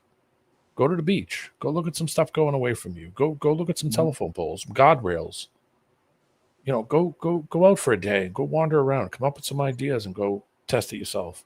Oh, I already know how it works. That's what he said. So I said, okay. Yeah. I said, then you know what? We don't need to have this conversation anymore. What kind of attention span does he have? Not much. Yeah, that can be a factor sometimes too. One thing to another. Boom, boom, boom, boom. No focus. How about, oh, the earth is flat, huh? Well, solve every fucking problem in nature. Then answer every question in nature. Yeah. You know, it's like, what? Shut the fuck up. You're the one with the goddamn claim. I don't see no globe, man. I don't feel no movement. Nope. You tell me it's a globe and it's moving. I don't believe you. Prove that to me. I made a little rock thing down in the back of work. Down in the back of work is like it's like the size of 3 mall parking lots. It's basically a giant parking lot. It's huge. It's way over a mile to walk from the beginning of it to the end of it. It's huge. Yeah. But down at the end where you know, the specific area that I have to work, they were doing construction in the back. The state came in and did all kinds of work on the side of the road. So I went over and grabbed a bunch of rocks and stacked them all up over by like behind the fence. They're still there. I did that like 2.5 months ago. Yeah. They're still there. When I was there last Thursday, I looked through the fence. Every week I'm there, I walk right over. I got to go use the crapper. So I'm like, I walk over, and then when I walk out, I walk by the fence, and they're still there from 2.5 months ago. Well, what do they call that when you stack rocks up like that? I forget. It's one of those things that chicks do. You know, I don't know. Soy people and chicks. Yeah. I don't know. I just did it for the hell of it, just to see how long they would sit there. It seems to be a popular activity amongst your tree hugger crowd. Yeah, I did it just to see how long they would be there without, you know, because there's no trees near it. It's just out in the open. So I was like, okay, at some point, you know, wind's going to knock it over. It's still sitting there, 2.5 months. Got them girls with that 1970s retro bush going on. Yeah. That's what we like. Here's an interesting food for thought. Listen to this. I mean, what if I told you that the majority of Congress right now is Chinese, and that 90-something% of the porn industry is controlled by the Chinese, and that almost every major feminist leader is Chinese, and that almost every single gun control law that's been put into place was put in place by a Chinese politician? Wouldn't you be like, holy shit, are these motherfuckers trying to take us over? I think so. I think we got to do something about the Chinese now. Yeah, sure, that's the conclusion. Duh. Okay, fine. Let's go fucking hunt these fuckers down, get them out of our fucking country. Right? Simple. Okay. But as soon as I see Jew, I mean, what if? Right? No, but it was Chinese. That's true. That's what it would. People would go, oh, we better get these fuckers out of here. They're influencing our government and shit, right?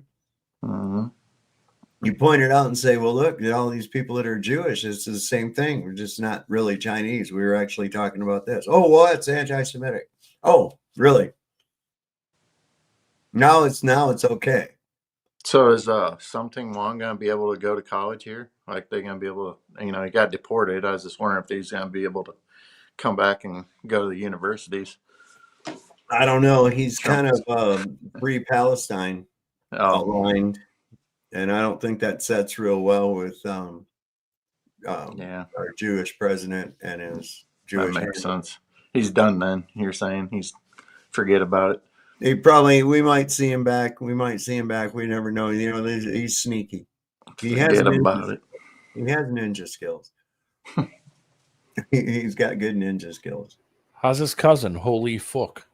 Oh yeah, he's got caught up in that opium trade war shit. It's a mess right now. Him and We Too Low. Here, look at you want to see. Okay, check this out. So Trump's mentor was a gay Jewish blackmail artist, Roy Cohen. Yeah. Ooh, look at that face, huh? Up and away. Up and away. Up and away. Yeah, I'm about to go. Both of those men have very extensive ties to sexual blackmail. Roy Cohen does. Yeah. Oh, yeah. What they talking about? I go hard, they soft as a couch. I'm running them in and walking them out. Call so cold, I pop in the house. Flow so raw, this beat is pregnant. Flow so tight, it's yeast infected. Nah, I've seen this before. Kill them all when they least inspected. Money talk, Lisa Leslie. Really not understand how the sexual blackmail thing works? YMC and beat connection. Rappers is what I eat for breakfast. Rumming up in my sheets and sexy. If she ain't fucking, she can exit. Gun tucked in the waist. I bust in your face. I ain't got nothing to say, but up and away. Up and away. Up and away. Man, I'm so high, I'll come down in a couple of days. Up and away. Yeah. Up and away. Yeah. Man, I'm so high, I'll come down in a couple of days. Easy. Yeah. Where you going? Up. You're going a little bit too far. I love Diddy. You know, he's a good friend of mine. He's a good guy. Ain't this a bitch? But I happen to know some United States senators. One who is on the other side, I've seen that person in very bad situations. Okay? I've seen that person in very, very bad situations, somewhat compromising. Just saw my bitch kiss a bitch. You're lucky I don't kill your ass, but you can still get pissed to whip. Chopper. What makes you think that he's not now blackmailing the people from that list? He may be. Was it you that was saying that they were going to read all the names in Congress or something? That's what that's what Marjorie Taylor Greene said. Yeah. Did they put a time frame on that, or it's just one of them things that maybe it's going to happen? Possibly. Like I said, I'm already satisfied. I know who's involved. I know, me too. I know who's involved. All of them. Right. Yeah. All of them. There ain't none of them that it's any good. Nope. I'd say Ron Paul, maybe. Ron Paul's probably not compromised. But he's been kind of the black sheep of Congress for a long time. yeah. But he doesn't compromise either. Not his kid, though. No, that's the thing. Two different. So, listen to Rand Paul, and they try to compare him to his dad. I say he ain't nothing like his dad. Nope. You know, no. I remember people telling me I was nuts for voting for him. I said, "Well, for Rand, yeah, no, for Ron Paul." Oh, okay. Yeah, I voted for him twice. Oh, for president, gotcha. Yep. Yeah. Do you think that there's reptile people walking around? I don't know. I mean, I don't know. You've seen Kenneth Copeland before, right? Dude, that guy's scary looking, man. He is. He's scary looking, dude. His eyes look pretty reptile-ish. He's demonic. Look at these two, man. Wow. Listen. This has got some examples of people's eyes fucking up and shit. That's pretty crazy. They live. Yeah, no doubt, right? Because we can't buy one of theirs. Open up the market. Very, very well, Clarice. We have capitalism and we embrace it. Do you see him hiss at that dude? Watch this. Embrace it. That's Matt Forte.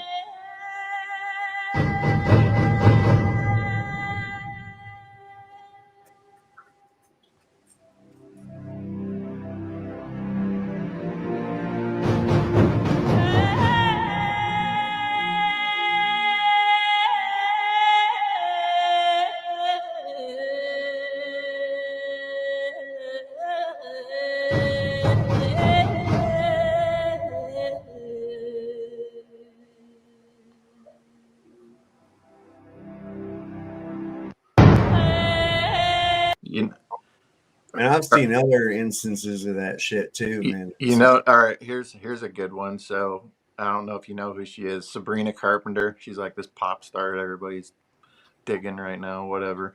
Just another like Christina Aguilera type. But pull up a picture of her and look at the deadpan lizard eye stare she's got. What's her name again? Sabrina Carpenter. I think that's her name. But man, that girl looks like a freaking fembot or something. I don't know, like a lizard or something. She's got just a deadpan lizard eye.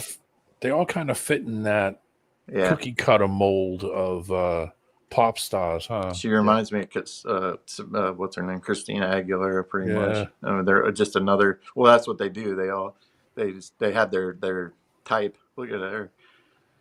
Yeah, they do. They have their type. They do. It's like they had the early monarch where they had the presidential model. I mean, it's like she has no soul. Like I don't know. Her eyes just have that nothing they there. Do. They're dead. They're dead looking eyes. Yeah. Like no soul. There's no life. Like a doll. Mm-hmm. Yeah. Like a doll. I think there's a lot of those people.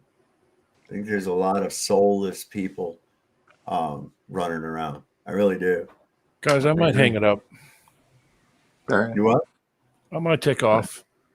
Yeah, I'm getting ready to shut it down myself. I got a few things to do. It's like 1 o'clock. I got clothes in the machine too, going buzzing off. I can hear I have a wash machine that plays music. If you don't, oh, mine does too. I got Samsung. God, it's horrible. You can turn it off. I don't know how. That thing is like, it's ridiculous. It's too much shit that shouldn't be in a washing machine. It's so stupid. Yeah, I know. We got a dryer like that, man. And I don't know what none of this shit is. Ding, ding. I can hear it downstairs. It plays that little fucking song and shit when it's in ding, ding, ding, ding, ding, or some shit like that. I don't know what none of the shit is, little symbols on the buttons and shit. And I just know which one turns it on and the one to push to make it dry shit. That's it. Outside of that, I'm all fucking done. I'm all done. I had somebody on Facebook arguing with me about fucking time zones. He said, time zones make sense on a globe. They don't make any sense on a flat earth. And I'm like, what? Are you shitting me? No. They make less sense in the South. Exactly. Jesus. A shit ton of them. I mean, this is nuts.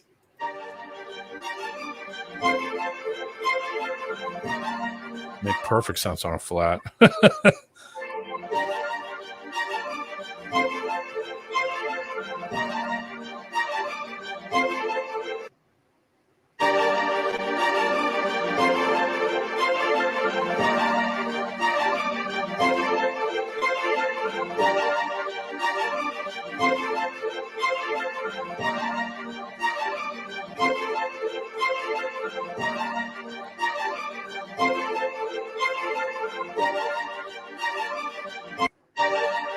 Yeah, and that's exactly the problem with the latitude longitude lines. As you pass, you go past the equator, they arc in. They arc in just like they do from the north to the equator. Then they cut back down, and that's one of the other problems with. Well, it's because they don't really do that. Yeah, that's the problem. They don't really do that. See, they had a hard time figuring that shit out south of the equator because you figure you can get all your latitudes by observation to Polaris, right? But once you get past the equator, now it's at 0 degrees, right? So you don't have Polaris anymore. And you've got these other constellations that you're not familiar with, and you have movement in time. Well, then they had the problem of how to accurately keep time at sea. Because a pendulum clock wouldn't work. A spring clock starts to lose time as the spring unwinds. Yep. Starts going slower. So this actually worked out into the development of the quartz clock. Because then they had an accurate thing. And that's what they supposedly were able to figure distance over time. Yeah. down there, but they're again made with assumptions to fit the globe. This is why there still was even the modern GPS has corrections built into the firmware automatically for the meridians south of the equator. Because there was all ships getting lost and fucking crashing into shit because they thought they were in one place, but they were actually in another. It's also a reason why the top speed for a sailboat in the south is much lower than it is in the north, because they don't have a speedometer on a boat. Okay, it's distance over time, and then they figure in the knots. Because the meridians are so much further apart in the south, that's why the speed is much slower, or the calculated speed. It's still going the same speed as it does in the north. Yeah, nothing's changed. Right. The medium hasn't changed. Right. So it's nothing still, there to slow it down. Thing. So given that they are only going by a start position and an end position over a period of time, they look at that calculates down to be a shorter or a lower speed. This is just the little things, and like you always say, the devil's in the details. And it truly is. The devil really is in the details. It's like when you start looking at the basic physics that are defied by the globe earth belief, you start looking into that and you start figuring shit out, and you're going, hey, wait a minute, man. These people are about half full of shit. There's no way you could have that. And they know this. They know this. This is why when you ask them for a demonstration of what they postulate, or to cite an experiment. Can you cite the experiment that verifies that gravity has any effect on gas behavior? Oh, they about blow a fucking gasket. You ask them for something like that. Well, wait a second. You mean to tell me that nobody's ever done any experiment to verify this? They just assumed off of something that they think because they think mass attracts mass? Nobody ever stopped to think that you can't acquire a mass of any gas without physical containment? Even if there was mass attracting mass, you still have to acquire a mass of the one material, and in this case is gas. So how do you accumulate that together? Hey, Don Pettit, we're gonna need a new gasket. We lost that technology, and it's hard to get it back. This is the little shit, and they just won't, and they get mad. See, they get mad at you instead of going, wow, that's a pretty good point. I don't know. That is kind of odd. I never really thought about that. No, pride takes over. No, it's got to be that. I regurgitated that, and they told me I was smart for believing that. So fuck you. Who are you? You're just some dope smoking hippie. Yeah, you can't refute what I'm saying. That's the problem. You see, I can refute and demolish the globe 6 ways to Sunday, but not so much with the flat earth, because that is demonstrable and repeatable physics prove that we're not on a rotating ball. That's just stupid. What was it that guy trying to say? He was, trying to say they sent radar to check the distance to stars. I think that was over on Flatzoids today. Dude said that. He said you check the distance to stars using radar. I goes, wait a minute, they're supposedly light years away. Okay. Yeah. So let's just look at the scenario. You shoot your radar going at the speed of light toward the distant star. Now you got to be dead nuts accurate, because let me tell you something, over that distance, a micron of a fucking degree off, and you're going to completely miss it by thousands and millions of miles. Or nothing else in the way. Right. And I hope there's nothing else in the way. Right. Which, who knows? There could be. There should be. Supposedly space rocks and shit like that flying around, I guess. But you figure this. Now, it takes it, let's say it's 6 light years away. So it takes 6 years for the signal to get there. And then it takes another 6 years for it to come back. So 12 years have passed before you get a return signal. At which point you've been chasing the sun at 500,000 miles an hour away from the center of the fucking galaxy or whatever, like they say. Who's collecting the fucking signal? Well, that's also assuming that light year is the same as a regular year. Like time. Right. Well, a light year is just basically, it's just how far light travels in 1 year. Yeah. At the given speed of light, which is not a one-way speed, it's a two-way speed. So that's assuming that the speed there and back are equal. Right. So it's really stupid. In fact, the speed of light, they treat it as a constant, but it's an agreed upon average. They had this physics convention in Bern, Switzerland back in the 20s. And different physicists had different calculations for the speed of light. So they averaged it and came to a consensus. Yeah. Peer reviewed. Yeah. Yeah, that's exactly what it was. Well, my friends agree with me. Otherwise, they don't get to be my friends anymore. See, any of the peers that disagree with the shit, they get fucking censored and cut out. See, that's what they do. Well, that's it. You're out of the club. Yeah, you don't get to be in the fucking club anymore. It's the molten magnet core and refraction. So you're all wrong. They go on a campaign to destroy their reputation as well. You're not welcome in the bathhouse anymore. No more. No more ball funneling for you, Bruce. Good God. This was pretty good. This is right on point. We'll watch this and then we'll wrap it up. This is right on point from what we were talking about the buildings tilting back. What about the geodetic curvature experiment performed on the buildings?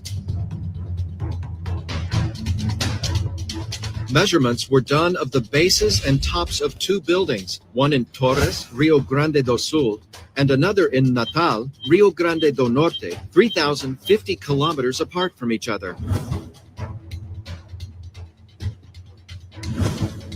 According to the theory of the spherical Earth, the distance of the measurements of the bases must be different than the measurements of the top, even in a few meters. But if the measurements are equal, this would show that the Earth has no curvature. Remembering the opinion of the INCRA engineers before the experiment, probably there will be in relation to the extension of this line perpendicular to the baseline. I believe it will be longer.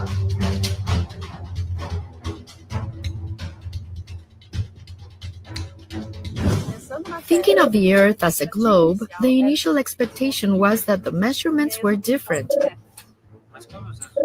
But when the results arrived, the base and the top measurements were the same, showing that the 2 buildings are leveled upright. And here the opening angle, where we read the point here, the base of the building and its height. As we do this calculation here, on this plane, we will always find this distance here. On this plane, we will always find this distance here. the identical measurements of the distance between the bases and the tops prove that between the 2 buildings there is no curvature, proving that the Earth has no spherical shape. Pattern. After some distance, we began to have a visual loss, which increased to a distance where our direct vision was compromised. When we lost the view with the naked eye, we used optical equipments, in this case the telescope, and the boat was still there. Only we realized that it was an inverted image, a mirror image. We realized that the real image was practically disappearing, and we had the formation of an inverted virtual image, an inverted mirror image, when the angle of incidence of light on the surface, in this case water, tended to 0. This occurs because of the mirroring effect, where the reflection of the image occurs. This phenomenon we recorded for the first time in Lagos dos Patos in Rio Grande do Sul. During the research, we sensed that each state of experiments was complementing the other. With the unfolding of the experiments, we perceived that the optical instruments amplified the visual phenomena. In the case of the use of Newtonian telescopes, in which its optics, which is of extreme precision, amplifies thousands of times the capacity of the human eye, could see things that we did not see. This led to amplifying the visual phenomena we observed during the execution of the experiments. We deepened the studies, and we could determine that most optical phenomena, which are attributed to the refraction of light, called Fata Morgana effect, actually occurs by reflection. It is a reflective process of light on a surface with an angle tending to zero. With the observations we make, we have been able to promote a new physical theory that explains the Fata Morgana effect from a new optic, a new point of view. We call it the theory of optics applied to visual phenomena. This conclusion helped us explain three phenomena that we know are illusions. Why the boat seems to disappear going down the horizon line, why first fades the hull and then the boat, and why when an observer is taller can see farther. We conclude then that boats don't descend at the horizon, and that we lose the ability to observe them, to see them in function of an optical phenomenon. With this experiment, one of the main arguments of the spherical Earth theory, that boats disappear on the horizon due to the curvature, is totally refuted. This is the first proof of the flatness of the waters.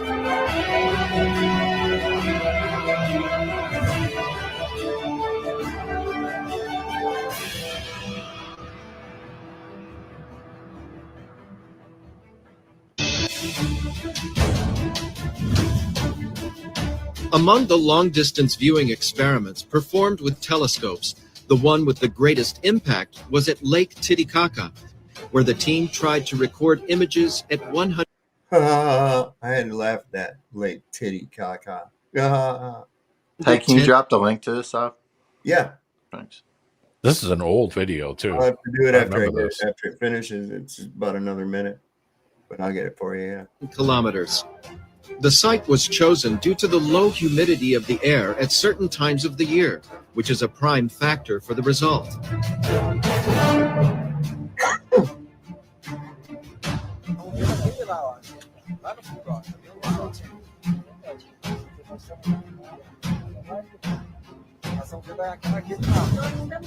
We are talking here with a boatman of the boat May 3. He is an inhabitant of the island of the Uros. He is from the Aymara civilization.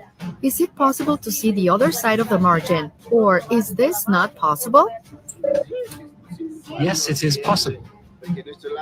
Always because our lake, we think, is like a table. How many kilometers do you see?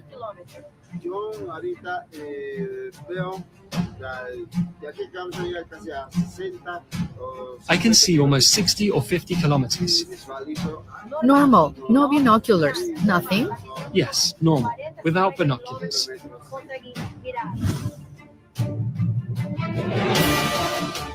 With the telescope, the team was able to record images at a distance of more than 100 kilometers, which would be impossible in the theory of a spherical Earth, as the curvature would have a height of 237 meters, equivalent to a 79-story building.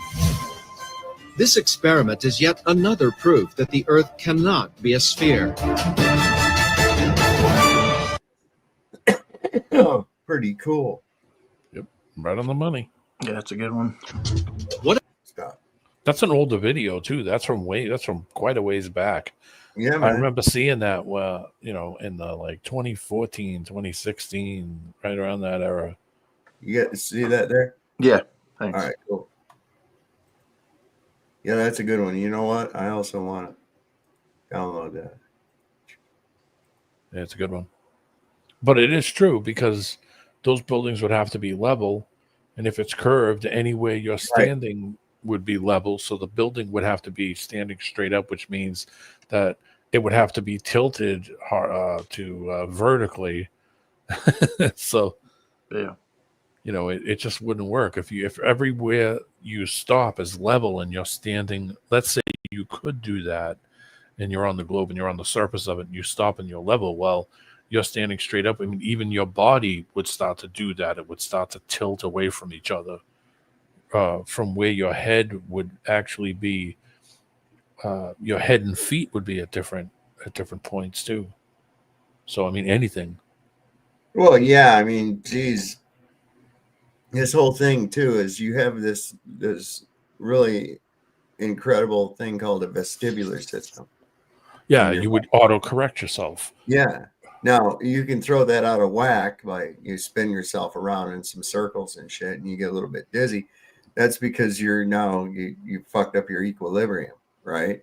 And it takes a minute for you to get oriented again.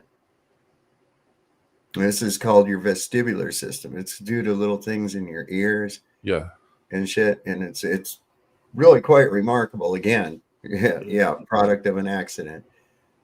It's a retarded fish fucked a retarded monkey. Yeah.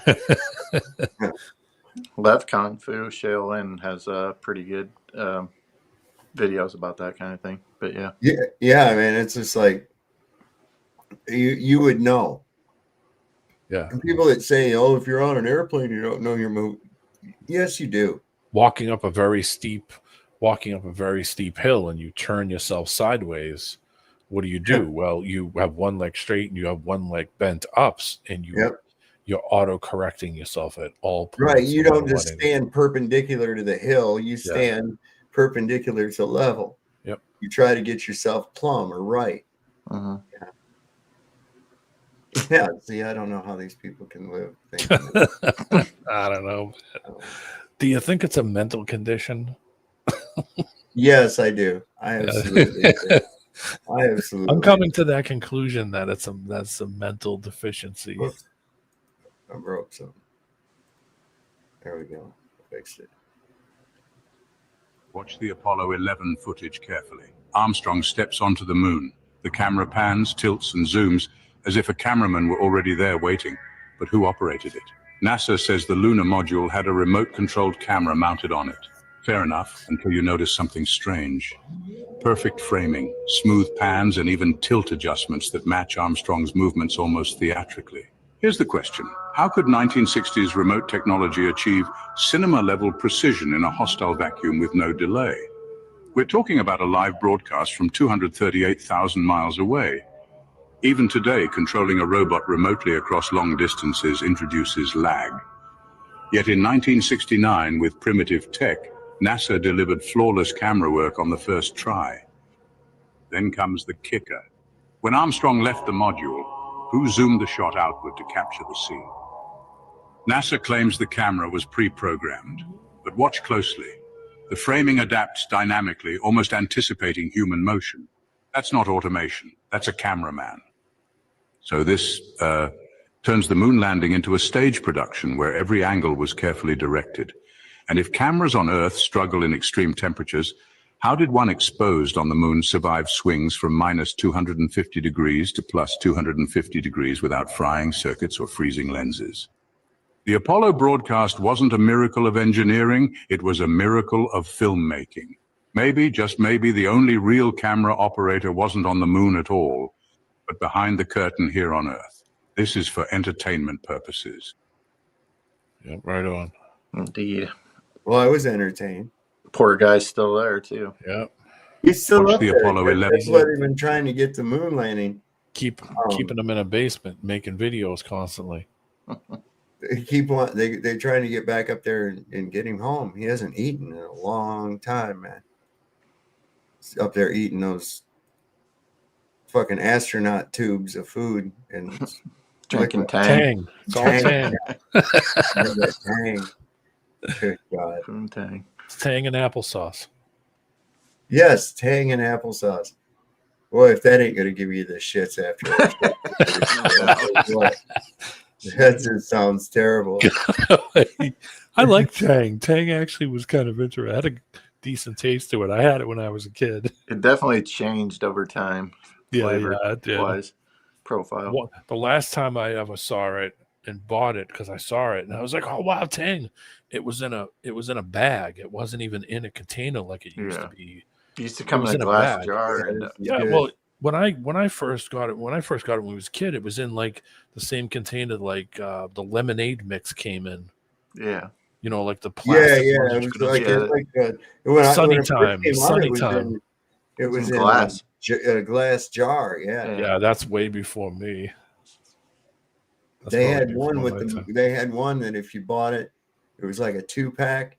And if you bought the 2-pack, it came with like a little moon buggy. It was like their little toy. Last time I saw it, it was in a bag that you like ripped the top open and it had one of those like Ziploc seals on the top. One side was in English and the other side was in Spanish. And I saw it in some supermarket. I was in the supermarket, walked down to buy lemonade mix. And I saw it and I was like, holy shit. So I grabbed it and bought it. And I don't remember it tasting the same. It tasted different. Yeah, it's got a different profile to it. Yeah, it was a staple at my grandparents' house. My grandma loved that stuff. Well, that was the big astronauts thing. Drink it. You know that Country Time lemonade? Oh, yeah. That shit, there ain't that ain't been anywhere near a lemon. No. You know, actually, I just peeled some lemons today. I'm making State Fair lemonade, like Oleo. Nice. Put the peels in sugar and let it sit overnight, and all the oils absorb in the sugar. Oh, nice. Then you put it in water, right? And then you squeeze the lemons out in it, just like State Fair lemonade. Yeah, the real stuff. Yeah, the good stuff. Yeah, I liked Country Time back in the day. I don't know, just something about it. It was. I know it was artificial as hell, but man, it was good. But notice that most of the things that are bad for you would taste good. Yeah, they make it that way on purpose. Where does pink lemonade come from? Pink lemon. Oh, that's right. We're told that tides exist because of gravity. The moon supposedly pulls entire oceans across the Earth. Sounds simple, but think about what's actually being claimed. A rock in space, 1/4 the size of Earth, supposedly tugs trillions of tons of water every day. Yet at the same time, it leaves lakes, ponds, and even small seas completely untouched. If the moon's gravity can lift whole oceans, why doesn't it drain your bathtub? Why doesn't a glass of water tilt toward the moon as it rises? Scientists brush this off with hand-waving. Oh, the effect is only noticeable at scale, but scale doesn't change the principle. A force strong enough to move oceans should at least ripple smaller bodies of water. And here's where it gets stranger. Tides don't always align with the moon. There are places where the timing and height of tides completely contradict lunar positions. Local geography, currents, and atmospheric pressure are blamed, but if the moon is the master key, why so many exceptions? On a flat Earth model, tides make far more sense as cycles of pressure, wind, and the sun's heat, causes we can actually observe. The moon tide story is convenient because it sounds cosmic, but it falls apart the moment you ask simple questions. The greatest proof against gravity isn't in equations. It's in the ocean, moving every day in patterns that don't match the moon's pull. The tide is telling a different story, a story of Earth as a level plane, ruled not by invisible forces, but by energy, density, and balance. This is for entertainment purposes. Makes sense, man. Makes sense. Well, guys, I'm going to call it a night. I hear you. You want to leave anybody with anything? You want to? Nope. Just have a good night. It's always a pleasure hanging out with you guys, and I always take something away from this. So, once again, all of us do. Hell yeah. I guess Roger's going to be on. Yeah, I think I'm gonna pop over there for a minute. Yeah, I might do that too for a second. See what's up. Is he on now? I think so. Yeah. Let me look. I'm sure I know I'm subscribed to him. I just never have a chance to watch his show. He's usually on so late. He always waits till everybody else is done, typically. Let's see. What his name? Is it under his name? Yeah, it's just Roger Watt. He's on. Yeah. Yeah. He's got a couple people on there now. Oh, yeah, there he is. Oh, I'm not. I was subscribed.